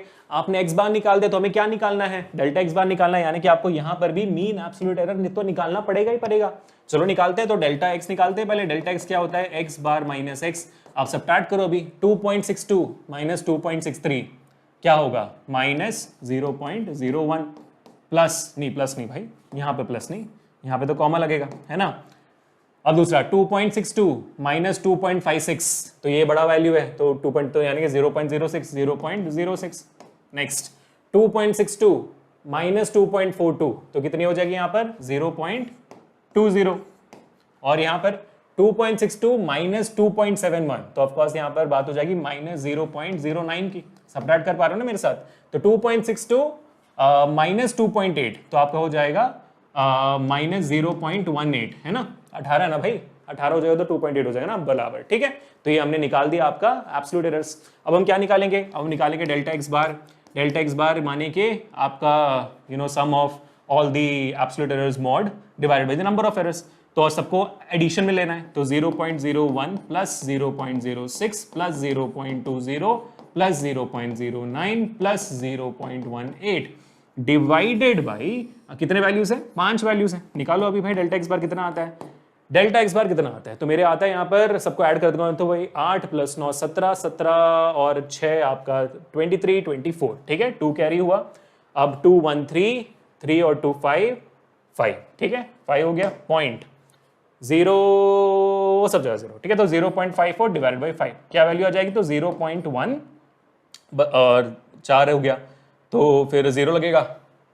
40 तो 8, तो 1.08 0.108 हो जाता है आपका डेल्टा एक्स बार, ठीक है। 0.108 हो जाता है आपका डेल्टा एक्स बार। इसी को आप लिख सकते हो बेसिक तरीके से 0.11 करके लिख सकते हो ना। तो ये हो गया आपका डेल्टा एक्स बार आफ्टर राउंडिंग ऑफ। अब हमें निकालना है परसेंटेज एरर, है ना।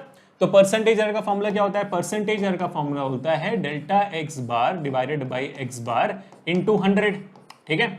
तो डेल्टा एक्स बार कितना है आपका? 0.11 और एक्स बार कितना है आपका? 2.62 इंटू 100, यही है आपका फॉर्मूला, है ना।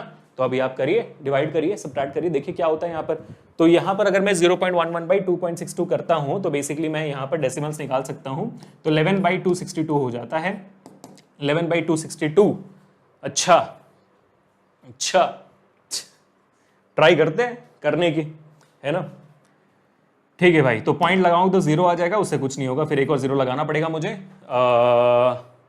और ये हो जाएगा 1100, तो 4 बार तो जाएगा ही जाएगा, तो 0.04 तो मेरा बन जाता है, 0.04 मेरा बन जाता है, 4 टाइम्स जाएगा, तो 262 इंटू 4 अगर मैं करता हूँ, 262 इंटू अगर 4 करता हूँ तो 4 2 ज़र 8, 6 4 ज़र 24, 2 4 2 ज़र 8 10, तो 1048 होता है।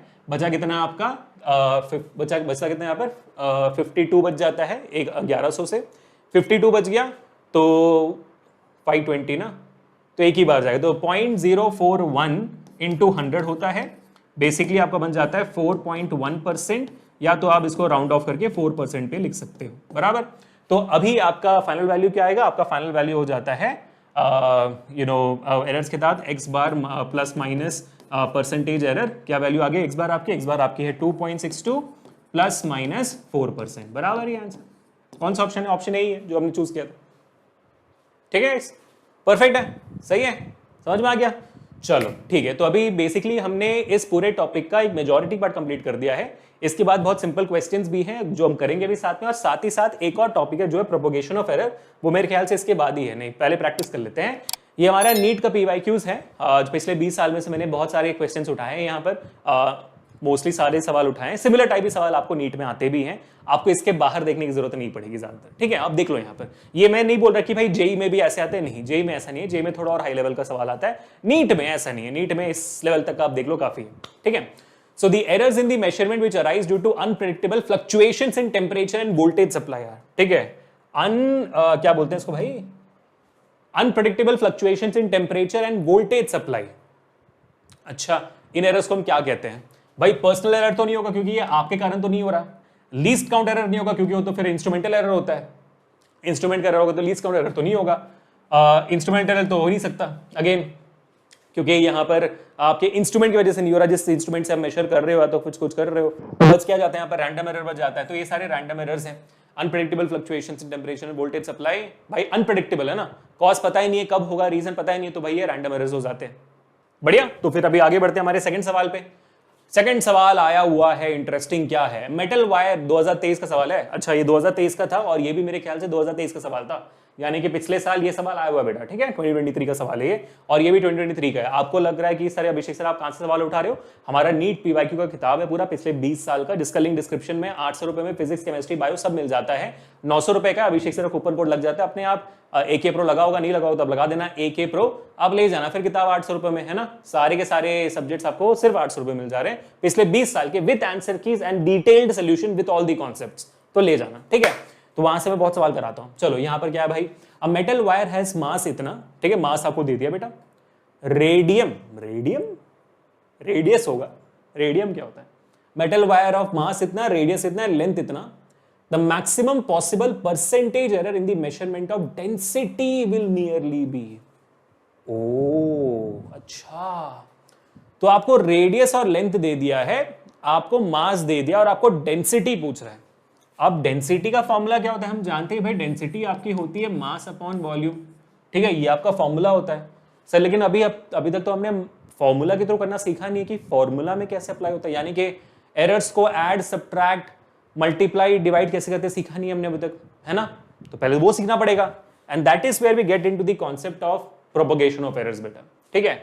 अब प्रोपोगेशन ऑफ एरर्स क्या होता है, यानी कि ऐड करने के बाद एरर्स का क्या होता है, सब्ट्रैक्ट करने के बाद एरर्स का क्या होता है, मल्टीप्लाई करने के बाद क्या होता है, डिवाइड करने के बाद क्या होता है, अगर कोई एरर पावर में हो तो उसका क्या होता है, ये सारी चीजें अभी हम समझने वाले हैं। शुरुआत करते हैं एडिशन सब्ट्रैक्शन से, और ये बहुत ईजी है, मैंने बहुत सारे यूट्यूब वीडियोस में देखा कि इसको बहुत टफ बनाया जाता है, लेकिन एक्चुअली ये बहुत सिंपल कॉन्सेप्ट है, आपको स्ट्रेट फॉर्मूला याद रखने हैं बस, और कुछ नहीं करना, स्ट्रेट फॉर्मूलास, ठीक है। तो पहले मैं यहां पर बता रहा हूं आपको कि एडिशन या सब्ट्रैक्शन हो तो क्या करना है, ठीक है, मैंने कॉलम्स भी बना लिया आपके यहाँ पे, तो ध्यान से देखिए, एडिशन और सब्ट्रैक्शन हो तो क्या करना होता है ना, ध्यान से देखो बेटा, अगर मान लीजिए आपका एक इक्वेशन है z is equal to a plus B, ठीक है, z is equal to a plus B, आपका जो रिप्रेजेंटेशन है ए का, ए क्या है भाई, ए का आपका हो जाता है a bar which is plus minus delta a bar, यही आपका है ना, ये हमारा प्यारा सा रिप्रेजेंटेशन है। और वैसे बी क्या है, बी आपका होता है B bar plus minus delta B bar, यानी कि एक्यूरेट वैल्यू है कि नहीं, तो ये आपकी इक्वेशन हो जाती है। तो इसमें ए और बी को ऐड करने के बाद या ए और बी को सब्ट्रैक्ट करने के बाद, आफ्टर एडिंग और सब्ट्रैक्टिंग ए एंड बी, ए और बी को आप सीधा ऐड कर दीजिए, जो भी आपका एक्यूरेट वैल्यू उसको आप सीधा ऐड कर दीजिए, ठीक है। ए बार और बी बार को आप सीधा ऐड कर दीजिए, ए बार प्लस बी बार आपको डायरेक्ट एडिशन, डायरेक्ट ऐड करना है, कोई गलती नहीं होनी चाहिए उसमें, मैं आपको एग्जांपल दूंगा, डरिए मत, ठीक है। डायरेक्ट ऐड कर दीजिए और डेल्टा ए बार जो डेल्टा बी बार है उसको भी डायरेक्ट ऐड कर दीजिए, कोई इशू नहीं है। अब एडिशन भी हो सब्ट्रैक्शन भी हो, फर्क नहीं पड़ता है, जैसे हमने डिस्कस किया था, आपको याद रखना है कि एरर्स भी हमेशा ऐड ही होते हैं, गलतियां ऐड हो जाती है, चाहे आप सब्ट्रैक्ट कर रहे हो डिवाइड कर रहे हो भाई। एक आप मान लो आपके दो से सब्ट्रैक्शन में एरर करी, आपने भी सब्ट्रैक्शन में एरर करी है ना, और उसके बाद उन दोनों वैल्यूज को आपको सब्ट्रैक्ट करना है, तो गलतियां बढ़ गई ना, तो डिफरेंस के दौरान भी गलतियां बढ़ जाती है। तो एडिशन हो या सब्ट्रैक्शन, आपको एरर्स को ऐड ही करना होता है, ठीक है। तो यहां पर फिर क्या होगा, एडिशन और सब्ट्रैक्शन यहां पर आपको डायरेक्ट ऐड करना होगा। अगर मान लीजिए ए बार माइनस बी बार है, यानी कि यहां पर ए बार और आपको यहां पर ए और बी को सब्ट्रैक्ट करना है, तो फिर आप इन एक्यूरेट वैल्यूज को सब्ट्रैक्ट करिए, डायरेक्ट सब्ट्रैक्ट, ठीक है, डायरेक्ट सब्ट्रैक्ट। लेकिन जैसा मैंने आपको अभी बताया और जैसा मैंने समझाया, आपका डेल्टा ए बार यानी कि जो मीन एब्सोल्यूट एरर होगा और आपका जो मीन क्या कहते हैं एब्सोल्यूट एरर बी का होगा, उसको हमेशा और हमेशा ऐड ही करना है, उसको हमेशा ऐड ही करना है, always add, no other consequences, को हमेशा ऐड करना है। मैं आपको इसका एग्जांपल देता हूं, ठीक है, मैं अभी आपको सिंपल सा एग्जांपल देता हूं। एग्जांपल ध्यान से देखिए, एग्जांपल समझोगे नहीं तो फिर कैसे समझ में आएगा, ठीक है। एग्जांपल में हम क्या लेते हैं, मान लीजिए हमें आपके रेक्टेंगल का पेरीमीटर निकालना है, ठीक है, रेक्टेंगल का पेरीमीटर निकालना है। तो रेक्टेंगल का पेरीमीटर का फॉर्मूला क्या होता है भाई, आपका 2 इंटू लेंथ प्लस ब्रेड्थ है ना, 2 इंटू लेंथ प्लस ब्रेड्थ होता है आपका, सिंपल से क्या होता है, perimeter of a rectangle, simple समझा रहा हूं मैं आपको, ठीक है। पेरीमीटर ऑफ अ रेक्टेंगल इस क्या होता है, 2 इंटू लेंथ प्लस ब्रेड्थ, यही होती है ना। तो आप लेंथ और ब्रेड्थ को निकाल, लेंथ का वैल्यू मैं आपको दे देता हूं, मान लीजिए लेंथ का वैल्यू है आपका 2 प्लस माइनस 0.02 मीटर्स। अब ब्रेड्थ की वैल्यू मैं दे रहा हूं आपको 1 प्लस माइनस 0.01 मीटर, ये आपकी लेंथ और ब्रेड्थ की वैल्यू आ गई। अब आपको पेरीमीटर निकालना है, तो पेरीमीटर कैसे निकालोगे आप, perimeter of rectangle is again 2 into length plus breadth. अब यहां पर आपको लेंथ और ब्रेड्थ को ऐड करना है, तो ये ए और बी बन गए, तो लेंथ और ब्रेड्थ को ऐड करना है आपको, तो फिर भाई तो 2 को हम थोड़ी देर के लिए इग्नोर कर लेते हैं ना, तो लेंथ और ब्रेड्थ को आपको ऐड करना है, तो कैसे करोगे, लेंथ की वैल्यू क्या होती है, या तो फिर 2 से आपको एल में मल्टीप्लाई कर सकते हो, कोई इशू नहीं है, ठीक है। लेंथ की वैल्यू क्या होती है, लेंथ की वैल्यू है आपकी 2 प्लस माइनस 0.02, ठीक है, इसको ऐड करना है हमें विद ब्रेड्थ 1 प्लस माइनस 0.01। तो मैंने क्या कहा, मैंने आपको कहा ना सिंपल तरीके से कि आप एडिशन है तो पहले आप एक्यूरेट वैल्यूज को ऐड कर दीजिए, 2 और 1 एक्यूरेट वैल्यू से 2 प्लस 1 कितना हो जाता है 3, प्लस माइनस 0.02 प्लस 0.01, एडिशन में तो वैसे आपको ऐड ही करना है, एब्सोल्यूट एरर भी ऐड हो जाएगा, तो 0.02 प्लस 0.01 क्या होगा 0.03, ये आपकी फाइनल आंसर हो जाती है, खत्म, बात खत्म, दैट्स ऑल, ठीक है। इसके बाद आपको 2 से मल्टीप्लाई करना है, तो भाई 2 इंटू 3 आपका 6 प्लस माइनस 0.03 हो जाएगा, और कोई इशू नहीं, बस खत्म हो गया, द आंसर इज ओवर, ठीक है बेटा, क्लियर हो गया। चलिए मान लीजिए मैं आपको एक और पेरीमीटर देता हूं, मैं आपको यहां पर एक और एग्जांपल देता हूं, आप सॉल्व कर दिखाइए। Length is basically is equal to 4 plus minus 0.02 metre and breadth is equal to 3 plus minus 0.01 metre, ठीक है। आप जाइए और मुझे जल्दी से बताइए कि भाई L प्लस बी कितना होगा यहाँ पर, जल्दी बताइए, ट्राई करके देखिए, वीडियो पॉज करिए, कोशिश करिए, क्या जवाब आएगा। जैसे मैंने कहा आप क्या करोगे, पहले दोनों लेंथ को ऐड कर दोगे, तो 4 प्लस 3 इज 7, ठीक है, प्लस यहाँ प्लस माइनस इन दोनों को भी ऐड कर देना है, एरर्स को भी, तो 0.02 प्लस 0.01 आपका 0.03 हो गया, ठीक है। चलो मान लेते हैं कि भाई इसको मैं बुलाता हूं x1, अगर मैं इसको x1 बुला देता हूं, perimeter of rectangle 1 and this is x2, perimeter of rectangle 2। अब मैं बोल रहा हूं कि भाई इन दोनों को सब्ट्रैक्ट करो आप, ठीक है, आप x2 माइनस x1 करके बताइए मेरे को क्या जवाब आता है। x2 माइनस x1 करके बताइए। तो क्या जवाब लिखोगे आप? x2 क्या है वहां पर? 7 plus minus 0.03, 7 plus minus 0.03 minus 3 plus minus 0.03, ठीक है, बराबर है। अब क्या करोगे? मैंने आपको क्या बोला था भाई, सब्ट्रैक्ट करना है, तो एक्यूरेट वैल्यूज को सब्ट्रैक्ट करो आप। 7 माइनस 3 वो तो एक्यूरेट वैल्यू है ना, एक्यूरेट वैल्यू तो सब्ट्रैक्ट होती है। डिफरेंस मतलब अगर मैं यहां पर कोई एरर लिखूं भी ना तो 7 माइनस 3 आपको पता है सब्ट्रैक्ट होनी है, तो 7 माइनस 3 क्या हो जाएगा? 4 हो जाएगा, ठीक है। 7 माइनस 3 4 हो गया। अब प्लस माइनस, गलतियां तो हमेशा ऐड ही होंगी, गलतियां सब्ट्रैक्ट नहीं हो सकती। ऐसा नहीं कि 0.03 माइनस 0.03 0 लिख दे सर, गलतियां मिट गई। गलतियां कैसे मिट गई भाई? गलतियां तो बढ़ेंगी, यहां पर गलती थी, यहां पर भी गलती थी, उन दोनों को भी गलतियों को सब्ट्रैक्ट करो तो गलतियां और बढ़ेगी, है ना। तो 0.03 प्लस 0.03 हो जाएगा, तो 0.06 जवाब आएगी आपकी, ये हो जाएगा वैल्यू, ठीक है। अब बस थोड़ा सा कंफ्यूजन दूर करने के लिए मैं आपको ये भी बता देता हूं, जैसे मान लीजिए अगर 7 माइनस 3 इन जनरल होता, कोई गलतियां इनमें नहीं होती, तो आप क्या करते हो? उनको ये फिर भी वैल्यूज हैं तो आप सब्ट्रैक्ट कर लेते, है ना, तो आपने सब्ट्रैक्ट कर लिया यहां पर।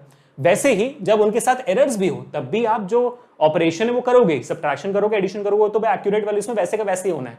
एरर्स जब आ जाते हैं तो गलतियां बढ़ जाती हैं, गलतियां कभी कम नहीं होती, ठीक है। क्लियर हो गया अभी आपका कॉन्सेप्ट? चलो ये आप मैंने आपको एग्जांपल दे दिया था। अब आगे बढ़ते हैं सर। चलो सर एडिशन सब्ट्रैक्शन हो गया, अब मल्टीप्लिकेशन डिवीजन का क्या? मल्टीप्लिकेशन डिवीजन भी बहुत इजी है, बहुत ज्यादा इजी है, लेकिन again the point here is कि इसके फॉर्मूलाज हैं, ठीक है। चलो अब करते हैं फिर मल्टीप्लिकेशन एंड डिवीजन, ठीक है। मल्टीप्लिकेशन हो या डिवीजन हो तब क्या करना होता है? अब बेस्ट बात बताया क्या है, मल्टीप्लिकेशन और डिवीजन में सेम एडिशन सब्ट्रैक्शन तरह सेम सीन है, दोनों को एक ही तरीके से करना होता है, ठीक है। और यहां पर तो अलग डिवीजन का फॉर्मेट ही नहीं है, एकदम सिंपल है। मल्टीप्लिकेशन डिवीजन और आपका फ्रैक्शनल एरर में बहुत क्लोज रिलेशनशिप है। अब क्या रिलेशनशिप है ध्यान से देखना, समझाता हूं थोड़े से और ध्यान से देखना ताकि एकदम क्लियर हो जाए, ठीक है बेटा। मैं थोड़ा सा लाइट कलर चूज करना चाहता हूं आपके लिए, ब्लू का, ठीक है, ये शायद ठीक है, ठीक है। तो अब ध्यान से देखो है क्या ये। मान लीजिए आपके सामने एक एरर दिया हुआ है विच इज जेड, मतलब एक वैल्यू दी गई है जेड, और यहां पर a इंटू बी हो रहा है, ठीक है। जैसे a प्लस माइनस बी था वैसे a इंटू बी हो रहा है, या तो z है जहां पर आपका a से आप डिवाइड कर रहे हो b को, ठीक है, a से डिवाइड कर रहे हो b को, और यहां पर a क्या है, सेम यहां पे जैसे एक्यूरेट वैल्यू प्लस माइनस आपका absolute mean absolute error, b क्या है, same accurate value plus minus क्या कहते हैं मीन एब्सोल्यूट एरर, ठीक है। तो जेड ए प्लस बी या तो Z A equal to A by B को आप लिखोगे कैसे? इसका एक सिंपल स्ट्रेट फॉरवर्ड फॉर्मूला, इसको आप फ्रैक्शनल एरर में कन्वर्ट करोगे। द मल्टीप्लीकेशन के बाद जो फाइनल एरर होगा वो होगा आपका delta Z upon Z is equal to, इनको भी आप अपने फ्रैक्शनल के वैल्यू, फ्रैक्शनल एरर के वैल्यू में ही लिखोगे, ठीक है। ए का फ्रैक्शनल एरर क्या होता है भाई? डेल्टा ए बार बाई, ये बार है ना, डेल्टा ए बार, ये भी जेड बार है, delta a bar upon a bar into B नहीं करना है या डिवाइड भी नहीं करना है, प्लस लिखना है, delta B bar by B bar. बस ये सिंपल फॉर्मूला, बात खत्म। सिंपल फॉर्मूला, बात पूरी तरीके से कुछ नहीं करना, ठीक है। So the final error would be, final fractional error would be, तो यानी कि जब आप मल्टीप्लिकेशन और डिवीजन करते हो आपका जो एरर है वो ऑटोमेटिकली मीन एब्सोल्यूट एरर से फ्रैक्शनल एरर में कन्वर्ट हो जाता है। समझ रहे हो आप? दोबारा बता रहा हूं मैं आपको, जैसे आप मल्टीप्लिकेशन और डिवीजन करते हो आपका जो मीन एब्सोल्यूट एरर है वो ऑटोमेटिकली कन्वर्ट हो जाता है फ्रैक्शनल एरर में। अब इसका मतलब है ये नहीं है, इसका मतलब ये तो भाई क्या, ये फ्रैक्शनल एरर है, इसका मतलब ये नहीं है कि आप इसमें से मीन एब्सोल्यूट एरर नहीं निकाल सकते हो। क्यों नहीं निकाल सकते हो? आप आराम से निकाल सकते हो। जैसे यहां पर delta z by bar z bar है, आप जेड अगर मीन वैल्यू निकाल देते हो, जेड बार को यहां से मल्टीप्लाई कर दोगे इन दोनों से, तो फिर आपको डेल्टा जेड बार मिल जाएगा which is the mean absolute error in the final equation. तो आप इसमें से मीन एब्सोल्यूट एरर भी निकाल सकते हो, इसमें कोई इशू नहीं है, उसमें कंफ्यूज मत हो जाना, ठीक है। So this is the formula, आपको बस ये फॉर्मूला याद रखना है। इसको एक बार करके देखें, चलो मैं आपको करके दिखाता हूं। सेम फॉर्मूला जो अभी हमने यहां पर किया था, ये वैल्यूज को उठा लेते हैं, ये वाले वैल्यूज को उठाकर करके देखते हैं कि भाई क्या वैल्यू आती है। तो यहां पर हमने पेरीमीटर ऑफ रेक्टेंगल निकाला था, अब हम एरिया ऑफ रेक्टेंगल निकालते हैं, है ना। तो एरिया ऑफ रेक्टेंगल क्या होता है? एरिया ऑफ अ रेक्टेंगल क्या होता है? लेंथ इंटू ब्रेड्थ होती है। लेंथ का आपने क्या लिया है वहां पे 2 प्लस माइनस 0.02 मीटर, और ब्रेड्थ क्या लिया हुआ है यहाँ पे 1 प्लस माइनस 0.01 मीटर, ये लिया हुआ है ना, ठीक है। तो यहाँ पर अभी हम एरिया ऑफ रेक्टेंगल निकाल दें, इनका एरर निकालें। तो एरिया ऑफ रेक्टेंगल मान लीजिए हमने यहाँ पर ले लिया L into B is equal to Z ले लिया, जो अभी हमने देखा। ठीक है, तो हमारी वैल्यू क्या होगी, delta Z bar upon Z is equal to Z bar is equal to आपका एक्यूरेट, आपका यहाँ पर डेल्टा एल बार, यहाँ पर आपका लेंथ है ना, तो delta L bar upon L bar plus multiplication में क्या लिखोगे आप, plus delta B bar upon B bar. ठीक है, जो आपका ब्रेड्थ है। तो आपका डेल्टा एल बार क्या है, मीन एब्सोल्यूट एरर क्या है, लेंथ में भाई 0.02 है, लिखो यहाँ पर 0.02। एल बार क्या है भाई, दिया हुआ है 2 है, लिखो यहाँ पर प्लस। ठीक है, डेल्टा बी बार कितना है आपका 0.01। देखो सब वैल्यू सवाल में दी गई, बी बार कितना भाई 1 है, लिखो यहाँ पर खत्म। अब डिवाइड करो, 0.02 बाई 2 क्या होता है 0.01 प्लस ये आपका 0.01। So your delta Z bar upon Z is equal to Z bar is equal to क्या हो गया भाई 0.01 प्लस 0.01 0.02 आपका हो गया, बात खत्म। इतना ही है, दैट्स ऑल इट इज। हो गया ना, इतना ही तो था, और कुछ था क्या, मल्टीप्लाई कर दिया भाई, सही है। तो जब आपको वैल्यूज दी जाएंगी, आपको डायरेक्ट मल्टीप्लिकेशन करनी है, आपको सारी वैल्यूज दी गई हैं तो आपको डिवाइड करना, बस इतना है कि मल्टीप्लिकेशन में प्लस लिखना है, लेंथ डिवाइड बाय ब्रेड्थ हो तब भी प्लस ही लिखना है, there is no difference at all, लिखना आपको प्लस ही है। ठीक है, बस तो ये स्ट्रेट फॉरवर्ड फॉर्मूला, ये फॉर्मूला आप याद कर लोगे तो आराम से हो जाएगा। और मेरे ख्याल से वैल्यू डालने के बाद आपको लगेगा हाँ सर ये तो आसानी था, है ना। तो ये क्या है आपका एक्यूरेट वैल्यू और ये क्या मीन एब्सोल्यूट एरर, तो बस आपको मीन एब्सोल्यूट एरर को एक्यूरेट वैल्यू से डिवाइड करना है, इतना ही है। ठीक है, चलो बहुत बढ़िया। अब आगे बढ़ते हैं और यहां पर आते हैं हमारे आखिरी चीज की तरफ, जो है हमारा बहुत ही प्यारा सा नन्ना सा मुन्ना सा हमारा अपना फाइनल। पावर में हो तो क्या करना है, एरर्स अगर पावर में हो तो what I am trying to say इसकी, मान लीजिए पावर रिलेटेड इक्वेशंस, इससे मैं क्या समझाने की कोशिश कर रहा हूं आपको। फॉर एग्जाम्पल जैसे रेक्टेंगल का तो भाई लेंथ इनटू ब्रेड्थ समझ में आता है, लेकिन अगर मैं एक स्क्वायर का एरिया निकालूंगा, है ना, तो वो क्या बनेगा, स्क्वायर का एरिया साइड इनटू साइड ए स्क्वायर बनता है ना, ए स्क्वायर आपका बन जाता है आपका स्क्वायर का एरिया, करेक्ट है। तो यहां पर हम क्या करेंगे, यहां पर सिंपल तरीके से, जैसे अगर मान लो कि भाई z इज इक्वल टू बोला जा रहा है सर ए स्क्वायर है, यानी कि एक वैल्यू है जिसका पावर है, कुछ भी हो सकता है यहां पर। ठीक है, तो इसमें हम एरर कैसे निकालते हैं, क्योंकि 2 का उस स्क्वायर का क्या करें। ठीक है, तो यहां पर ये सेम आप वैल्यू अप्लाई करो, आप ये सेम फॉर्मूला अप्लाई करो। यहां पर क्या करोगे आप बोलोगे, और मैं यहां पे लिखता हूं ए क्या होगा, ए होगा आपका डेल्टा ए बार, सॉरी ए क्या होगा आपका, ए का रिप्रेजेंटेशन क्या होगा, ए बार प्लस माइनस डेल्टा ए बार होगा, ये होगा आपका नोशन, तो रिप्रेजेंटेशन तो ये होगा। तो ए की वैल्यू ये है भाई, कुछ सेंस में ये है, तो आप क्या करोगे, आप वही लिखोगे, ये सेम फॉर्मूला लिखोगे, delta Z bar upon z bar is equal to delta a bar upon a bar, जो आपने यहां पे लिखा हुआ है, बस ये जो 2 है वो सामने आ जाएगा, बात खत्म। जो भी चीज पावर में है वो सामने आ जाएगी।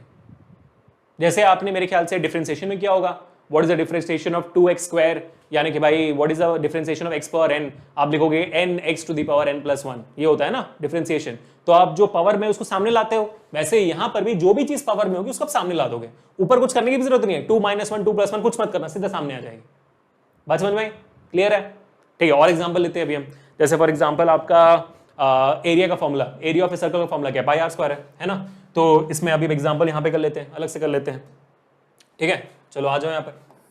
तो एरिया ऑफ ए सर्कल क्या होती है, एरिया ऑफ अ सर्कल क्या होता है, एरिया ऑफ ए सर्कल होती है पाई आर स्क्वायर। तो मान लीजिए रेडियस की वैल्यू आपको दी गई है 2 ± 0.03 मीटर दी गई है आपको। ठीक है, आपको निकालना है delta Z bar upon Z, तो क्या आएगी वैल्यू यहाँ पर, ऑफकोर्स यहाँ पर आप लिखोगे delta R bar by R बार, और यह सामने क्या आएगा, जो स्क्वायर है वो 2 सामने आ जाएगा। सो 2 इंटू डेल्टा आर बार कितना है भाई 0.03 डिवाइडेड बाई आर बार कितना है 2 2 2 कट गया, वैल्यू कितनी आ गई 0.03। देखो कितना आसान है, कितना आसान है, देख रहे हो आप।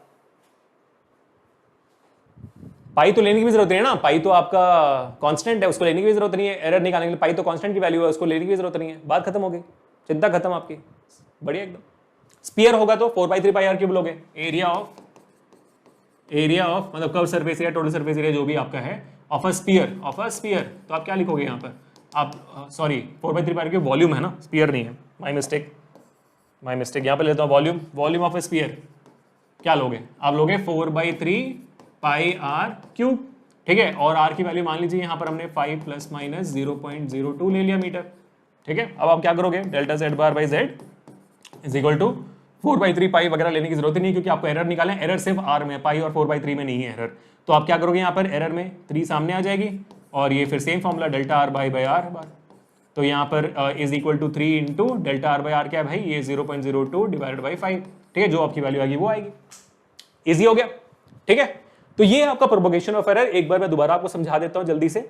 अगर ऐड कर रहे हो सब्ट्रैक्ट कर रहे हो, अगर आप ऐड कर रहे हो सब्ट्रैक्ट कर रहे हो तो भाई वैल्यूज को ऐड करिए और एरर्स को भी ऐड कर दीजिए। ठीक है, सब्ट्रैक्ट कर रहे हो तो वैल्यूज को सब्ट्रैक्ट करिए और एरर्स को तब भी ऐड ही करिए। Always add the errors, always add the errors, no matter what. ठीक है, फिर मल्टीप्लिकेशन डिवीजन में आता है, स्टैंडर्ड फॉर्मूला है, a इंटू बी हो या a डिवाइडेड बाई बी हो, आपको मीन एब्सोल्यूट एरर को डिवाइड करना है उसके एक्यूरेट वैल्यू से, जो आपका फ्रैक्शनल एरर है। तो आपको बेसिकली a का फ्रैक्शनल एरर को b के फ्रैक्शनल एरर से ऐड करना है। ठीक है, आपको add a's fractional error with b's fractional error, कभी भी सब्ट्रैक्ट नहीं करना, बस खत्म हो गया। यहां पर आपका वो भी कॉन्सेप्ट खत्म हो गया। अब मान लीजिए किसी भी एरर के ऊपर पावर है, तो आप क्या करोगे, पावर को सामने ला दोगे। आप क्या करोगे, पावर को सामने ला दोगे। So bring the power to the front, bring the power to the front, that's it, and multiply, that's it. 2 को क्या किया आपने, आप सामने ला दिए बस। तो ये सवाल हमने देखा था बराबर। तो इसमें आप देख सकते हो हमें density equal to mass upon volume निकालनी है। अब हमें पता है कि भाई मास और वॉल्यूम जो डिवीजन में है उसके साथ कैसे डील करनी है ना। तो ये सवाल मैं आपको एज अ होमवर्क दे रहा हूं, आप ट्राई आउट करना। बट डोंट वरी, हम आज प्रोपोगेशन ऑफ एरर्स के बहुत सवाल कर रहे हैं। ये मेरे को आपको ऐसे होमवर्क दे रहा हूं, 2023 से सवाल है, पिछले साल ये आया था। लेट मी सी, और मुझे बताना कमेंट सेक्शन में कितने आप बच्चे जवाब दे रहे हो। मैं कोशिश करूंगा कि नेक्स्ट सेशन में उन सारे बच्चों का यहाँ पर नाम दिखाऊं स्क्रीन के ऊपर। ठीक है, तो यहाँ पर हमारा होमवर्क है ये। मैं आपको बस हिंट दे देता हूँ, यहाँ पर हिंट नहीं, मैं आपको बस प्रिकॉशनरी नोट देता हूँ, जो गलती आप शायद कर सकते हो।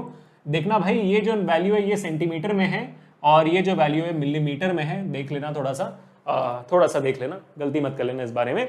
और बाकी तो आप मेरे ख्याल से आराम से कर लोगे। ठीक है बेटा, चलो अब आगे बढ़ते हैं। एक काम करते हैं, कुछ सवाल सॉल्व करते हैं हमारे इस टॉपिक से। ये हमारे सामने पहला सवाल आ गया है, बहुत ही अच्छा सवाल है ये, देखना ध्यान से। The pressure on a square plate is measured by measuring the force on the plate। सबसे पहले प्रेशर है, यहाँ पर प्रेशर का फॉर्मूला क्या होता है बेटा, प्रेशर का हमारा फॉर्मूला होता है फोर्स अपॉन एरिया, यही होती है ना प्रेशर की फॉर्मूला। परफेक्ट है, ठीक है। On the plate and the length of the sides of the plate, तो ये एक स्क्वायर प्लेट है। ठीक है, इस एक स्क्वायर प्लेट में आपका प्रेशर पड़ रहा है। ठीक है, ओके, और ये स्क्वायर प्लेट है। If the maximum error in the measurement of force and length are 4% and 2%, दोनों के परसेंटेज एरर्स आपको दे दिए गए। ठीक है, तो यानी कि फोर्स का परसेंटेज एरर यानी कि delta F bar upon F bar into 100, ये जो उसका परसेंटेज एरर है उसकी वैल्यू आपको दे दी गई है कितनी भाई, 4%। और वैसे लेंथ की जो परसेंटेज एरर है, लेंथ का परसेंटेज एरर यानी कि delta L bar upon L bar into 100, जो उसका परसेंटेज एरर है वो आपको दे दिया गया विच इज 2%। ठीक है, बराबर, percentage error of force, percentage error of length आपको दे दिया गया है। ठीक है, परफेक्ट है। The maximum error in the measurement of pressure, अब जब मैं इन एरर्स के साथ प्रेशर निकालूंगा तो फिर मेरी वैल्यू कितनी आएगी, ये पूछा जा रहा है यहाँ पर। ठीक है, परफेक्ट है, बढ़िया है। तो अब सवाल निकालने की कोशिश करते हैं। तो हमारा प्रेशर का फॉर्मूला क्या होता है, जैसे हमने देखा भी, फोर्स अपॉन एरिया होती है। अब ऑफकोर्स ये बात है, आपको निकालना है कि भाई आपका maximum error in the measurement of pressure कितने। तो अगेन यहाँ पर परसेंटेज एरर ही निकालनी है, क्योंकि यहाँ पर वैल्यूज परसेंटेज एरर में दिए हुए हैं। तो delta P bar upon P बार, मैं इंटू 100 कर रहा हूं यहां पर, क्योंकि हमें परसेंटेज एरर ही निकालना है।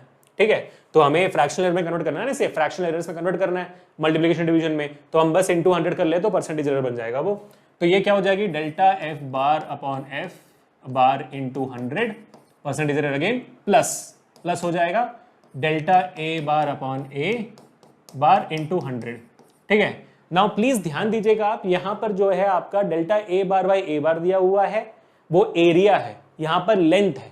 तो हमें एरिया पहले निकालनी पड़ेगी, और ये स्क्वायर है। स्क्वायर का एरिया क्या होता है, ए स्क्वायर। अभी हमने किया ना, अभी हमने किया कि स्क्वायर का एरिया क्या होगा, ए स्क्वायर होगा। तो अभी पहले मैं इसका delta a bar by L निकालना पड़ेगा, उसके बाद ही हम आगे कर सकते हैं। ठीक है बेटा, तो यहां पर हमारे स्क्वायर, एरिया का स्क्वायर कितना भाई, एरिया का क्या होगा, तो एरिया होता है आपका एल का स्क्वायर, यानी कि एल स्क्वायर होता है आपका एरिया, लेंथ इनटू लेंथ, है ना।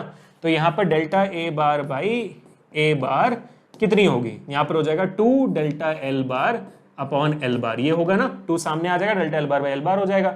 2 इंटू 2% है, सो 2 इंटू 2% है, तो बेसिकली 4% हो गया, यानी कि आपका delta a bar by a bar is also 4%। ठीक है, क्या क्या हमने दोबारा बताता हूं मैं, यहां पर हमारे फॉर्मूला में एरिया है लेकिन लेंथ का एरर दिया हुआ है, तो हमें उस लेंथ के एरर से पहले एरिया का एरर निकालना पड़ेगा, क्योंकि एरिया का फॉर्मूला होता है एल स्क्वायर, ए स्क्वायर होता है यहाँ पे एरिया ऑफ ए स्क्वायर, है ना। तो एल स्क्वायर कर लिया, अब इसका हम एरर कैसे निकालेंगे, delta a bar by a bar जो आपका फ्रैक्शनल एरर है इज इक्वल टू 2 सामने आ जाएगा, जो हमारा पावर वाला कॉन्सेप्ट है 2 सामने आ जाएगा, तो delta L bar by l bar, delta L bar by l बार आपको दिया हुआ है इंटू 100, कितना दिया हुआ भाई 2% दिया हुआ है ना। Delta L bar by l bar into 100 जो आपका परसेंटेज रेट दिया हुआ है 2%, तो 2 इंटू 2% ये पूरा आपको दिया हुआ है 2%, तो 2 इंटू 2% 4%। अब आप यहाँ पर वैल्यू डाल दो, बस इतना ही है। सो ये final answer would be how much, delta F bar by F into 100 इस कितना भाई 4%, है ना, ये कितना है 4% है, प्लस ये कितना है delta a bar by A into 100, अभी आपने निकाला 4% वहां पर आ गया आपका वैल्यू, तो 4% प्लस 4% आपकी वैल्यू जाती है 8%, तो 8% यहां पर एरर बन जाता है, सवाल में ऑप्शन डी आपका जवाब बन गया। कितना इजी, इतना इजी सवाल बताओ, ठीक है, कर पाओगे, कर लोगे ना, चलो ठीक है, अब आगे बढ़ते हैं और नेक्स्ट सवाल करने की कोशिश करते हैं। अरे बाप रे, इतने सारे सवाल साथ में, चलो भाई सब प्रैक्टिस करेंगे, मैंने बोला ना आज हम बहुत प्रैक्टिस कर रहे हैं, सब प्रैक्टिस करेंगे, अच्छे से प्रैक्टिस करेंगे, ठीक है। क्या क्या देख लेते हैं, चलो। अरे 10th का भी सवाल पूछा है भाई, according to Joule's law of heating all सब है भाई, चलो आ जाओ, तो सबका ध्यान यहाँ पर, सबका ध्यान यहाँ पर, क्या दिया हुआ है 54th, according to Joule's law of heating heat produces H is equal to I square R T, हम जानते हैं 54th क्वेश्चन है ये, क्वेश्चन नंबर 54th, ठीक है। हम जानते हैं कि भाई H is equal to I square R T होता है, हमें इसमें कोई कंफ्यूजन नहीं है, ये फॉर्मूला है हमारा, ये फॉर्मूला है हमारा। Where I is current, R is resistance, T is time, हमने सीखा है 10th में। If the errors in the measurement of I, R and T दिया हुआ है 3, 4, 6% respectively, then error in the measurement of H है। सेम फॉर्मूला यहाँ पर अप्लाई करना है हमें, है ना। परसेंटेज एरर दिया हुआ है आपको, so delta H bar upon H बार इंटू 100 आपका परसेंटेज एरर निकलेगा, ठीक है। तो ये हो जाएगा 2 into delta I bar upon I into 100, ठीक है। ये क्या है आपका परसेंटेज एरर का फॉर्मूला बन गया, और ये मैंने 2 मैंने सामने डाल दिया क्योंकि आई के ऊपर स्क्वायर था, तो 2 सामने आ गया। अब ये आई और आर मल्टीप्लिकेशन में, लेकिन हम यहाँ पर क्या करेंगे, ऐड करेंगे किसको, उसके अपने फ्रैक्शनल या तो परसेंटेज एरर को, कोई इशू नहीं है, इंटू 100 हो गया।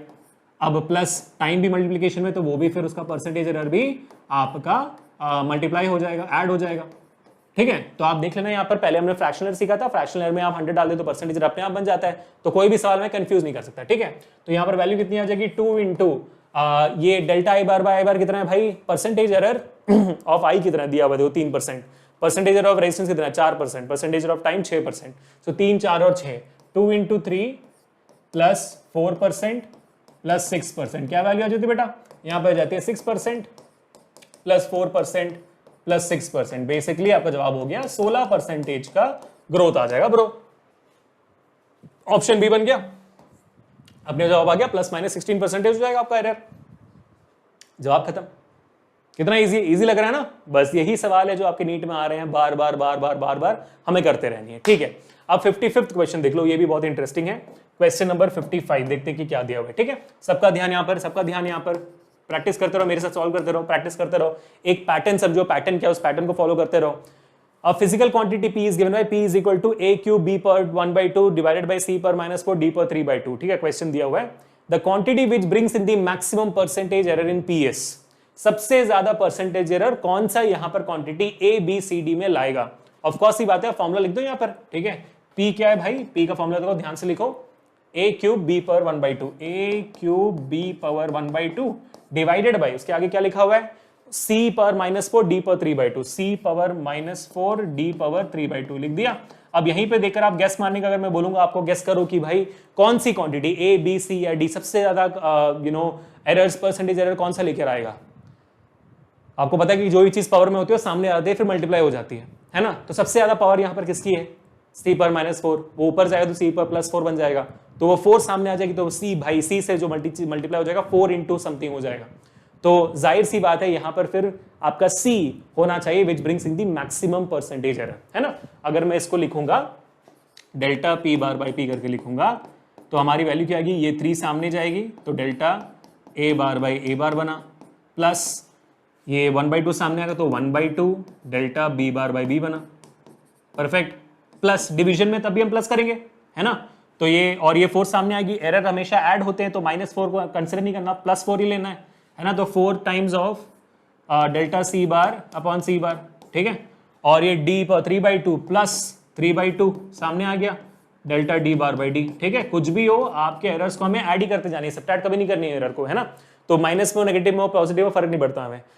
तो यहाँ पर 3 times delta a bar by a bar है, ये 1/2 टाइम्स है, ये 4 टाइम्स है, और 3/2 टाइम्स। सबसे बड़ा मल्टीप्लिकेशन कहां पर हो रहा है, ये वाले में सबसे बड़ा मल्टीप्लिकेशन हो रहा है। तो c will bring the maximum error in the equation. तो आपका जवाब यहां पर क्या हो जाएगा, सी हो जाएगा, ठीक है। और अगर आपसे यही सवाल उल्टा करके पूछता, क्योंकि नीट में जाना जाता है कि सवाल को थोड़ा ट्विस्टेड पूछ ले, डिफरेंट तरीके से पूछ ले, सेम ही सवाल, तो मैक्सिमम के बदले अगर आपको मिनिमम पूछता तो कौन सा देते हैं आप, मिनिमम अगर पूछा जाता तो ये 3 तो नहीं होगा, 4 तो बिल्कुल नहीं होगा, ये 1/2 टाइम्स है, ये 3/2 टाइम्स है ना। ये 1/2 है, 3/2 है। अगर मान लो आपके सामने 4 लिखा हुआ है, ठीक है, ये दोनों की वैल्यू 4 है, delta B bar by b और delta d bar by d 4 है, तो उसको आप आधा करो तो कितना आएगा, उसका आधा करो तो 2 आएगा। 3/2 करो तो कितना आएगा भाई, 3/2 इंटू 4 कितना आएगा, 2, ये 3 2 6 हो गया, तो वैल्यू कितनी बची। तो आपका मिनिमम वैल्यू किस में आता है, इसमें आता है, हाफ वाले में आता है, 3/2 में नहीं, ठीक है। तो ये मिनिमम वैल्यू भी आप कर सकते हो, ठीक है बेटा, परफेक्ट, ओके। अब आगे बढ़ते हैं, नेक्स्ट सवाल करते हैं। नेक्स्ट सवाल के नया पेज चाहिए होगा हमें। क्वेश्चन नंबर 56 क्या कहता है, density of a cube is measured by measuring its mass and length of its sides, ठीक है। If the maximum error in the measurement of mass and length are 4% and 3%, the maximum error in the measurement density will be. ये same हमारे वो pressure और square वाला case है, but difference यहां पर इतना है कि यहां पर जो है density is equal to, density वहां पर भी मास इनटू वॉल्यूम था, यहां पर भी मास अपॉन वॉल्यूम ही होगा। Volume of a square cube लेना है हमें, वहां पर क्या था, वॉल्यूम ऑफ अ कुछ और था क्या, नहीं वहां पर तो वॉल्यूम ऑफ अ स्क्वायर, वहां पे क्या था याद नहीं आ रहा, जो मैंने होमवर्क दिया था आपको, जो भी है ना, उससे सिमिलर सवाल है। Density is equal to mass upon volume करना है, मास का एरर आपको दिया हुआ है, वॉल्यूम का एरर नहीं दिया, लेंथ का एरर दिया हुआ है, अगेन सेम वही चीज होगी। तो क्यूब का वॉल्यूम क्या होगा, क्यूब का वॉल्यूम होता है मेरे ख्याल से ए क्यूब, है ना। तो ए क्यूब होती है, बराबर है, तो कर लेते हैं भाई आराम से, 4% 3% है ना, ठीक है। चलो अब आगे कर लेंगे यार। तो मास का परसेंटेज एरर कितना है, मास का परसेंटेज एरर है 4%, लेंथ का परसेंटेज एरर है 3%, है ना। एक और बार चेक कर लेते हैं, 4% है, 3% है। क्वेश्चन नंबर 56, क्वेश्चन नंबर 56, ठीक है। तो हमें निकालना क्या है, डेंसिटी। भाई डेंसिटी क्या होती है, मास अपॉन वॉल्यूम, है ना। तो इसमें अगर मैं delta rho bar by rho बार निकालूंगा इंटू 100, यानी कि परसेंटेज एरर, ये बन जाएगा delta m bar by m bar into 100% error. Plus करना है वॉल्यूम को भी, again delta v bar by v bar. कितना ईजी है ना भाई, इंटू, कितना ईजी सवाल है एरर ना, एरर तो बहुत ईजी लग रहा होगा अभी आपको, ठीक है। तो अब हमें पहले delta v bar by v bar चाहिए, क्योंकि हमारे पास तो भाई वॉल्यूम नहीं है, लेंथ का परसेंटेज एरर है। हमें पता है कि भाई v क्या होती है, volume of a cube is a cube, that is l cube, यहाँ पर लेंथ का क्यूब कर लो। तो basically delta v bar by v bar का परसेंटेज एरर कितना आएगा, 3 delta L bar by l bar into 100, सही है ना। 3 सामने आ जाएगी और इसका करना डिफरेंशिएशन जैसे 3 इंटू ये कितना है भाई, 3% है, 3 इंटू 3, सो ये हो गया 9%। तो delta v bar by y into 100 आपको मिल चुका है। Delta m bar by m कितना है भाई, 4% है, 4% plus delta v bar by v bar आपको मिल गया है 4%, 9%, सॉरी 9%। तो 9 प्लस 4 आपका जवाब आ जाता है 13%, यहाँ पर आपका आंसर है। ऑप्शंस में 13% है, बिल्कुल है, ऑप्शन डी है 13%, काम खत्म हो गया, सही जवाब। 4 सवाल प्रैक्टिस कर लिए भाई हमने, इतने सवाल प्रैक्टिस कर लिए। चलो अब आगे बढ़ते हैं, नेक्स्ट सवाल भी निकालते हैं हम, नेक्स्ट सवाल भी निकालेंगे। नेक्स्ट सवाल है हमारा क्वेश्चन नंबर 57, क्वेश्चन नंबर 57 देखते हैं कितना तेजी से निकालते हैं। सवाल देख लेते पहले, पता चला कुछ गड़बड़ सवाल है। The heat generated in a circuit is dependent upon the resistance current time. देखो सेम सवाल जो नीट में आया है, सेम सवाल रिपीट हो रहा है, देखो क्या बात है। current is flown if the error in measuring the above are 1, 2 and 1%, the maximum error in measuring the heat is same system। आपको h is equal to I square RT वाला अप्लाई करना है यहाँ पर, सेम टू सेम सिस्टम है, कोई difference ही नहीं है। h is equal to I square RT दिया हुआ है आपको पता है delta h bar by h bar, same formula 2 delta I bar by I into 100% error, ठीक है, plus delta R by R bar into 100% error, plus time का भी delta T bar by T bar into 100, ठीक है। Values क्या क्या है, values आपकी है 2 इंटू आई का एरर कितना है upon the resistance current and time. हाँ, तो करंट का 2 है, 2% है, रेजिस्टेंस का 1 है, टाइम का 1 है ना। तो करंट का 2% है ना, ये कह रहे हैं ना। हाँ ठीक, करंट का 2% है। तो यहाँ पर 2 इंटू 2% प्लस 1% प्लस 1%, ये वैल्यू। सो ये हो जाएगी 4% प्लस 1% प्लस 1%, आपकी वैल्यू हो जानी चाहिए 6%। ठीक है, ये आपका जवाब होना चाहिए 6%। 6% ऑप्शन में, ऑप्शन बी है बेटा 6%। खत्म हो गई खेल।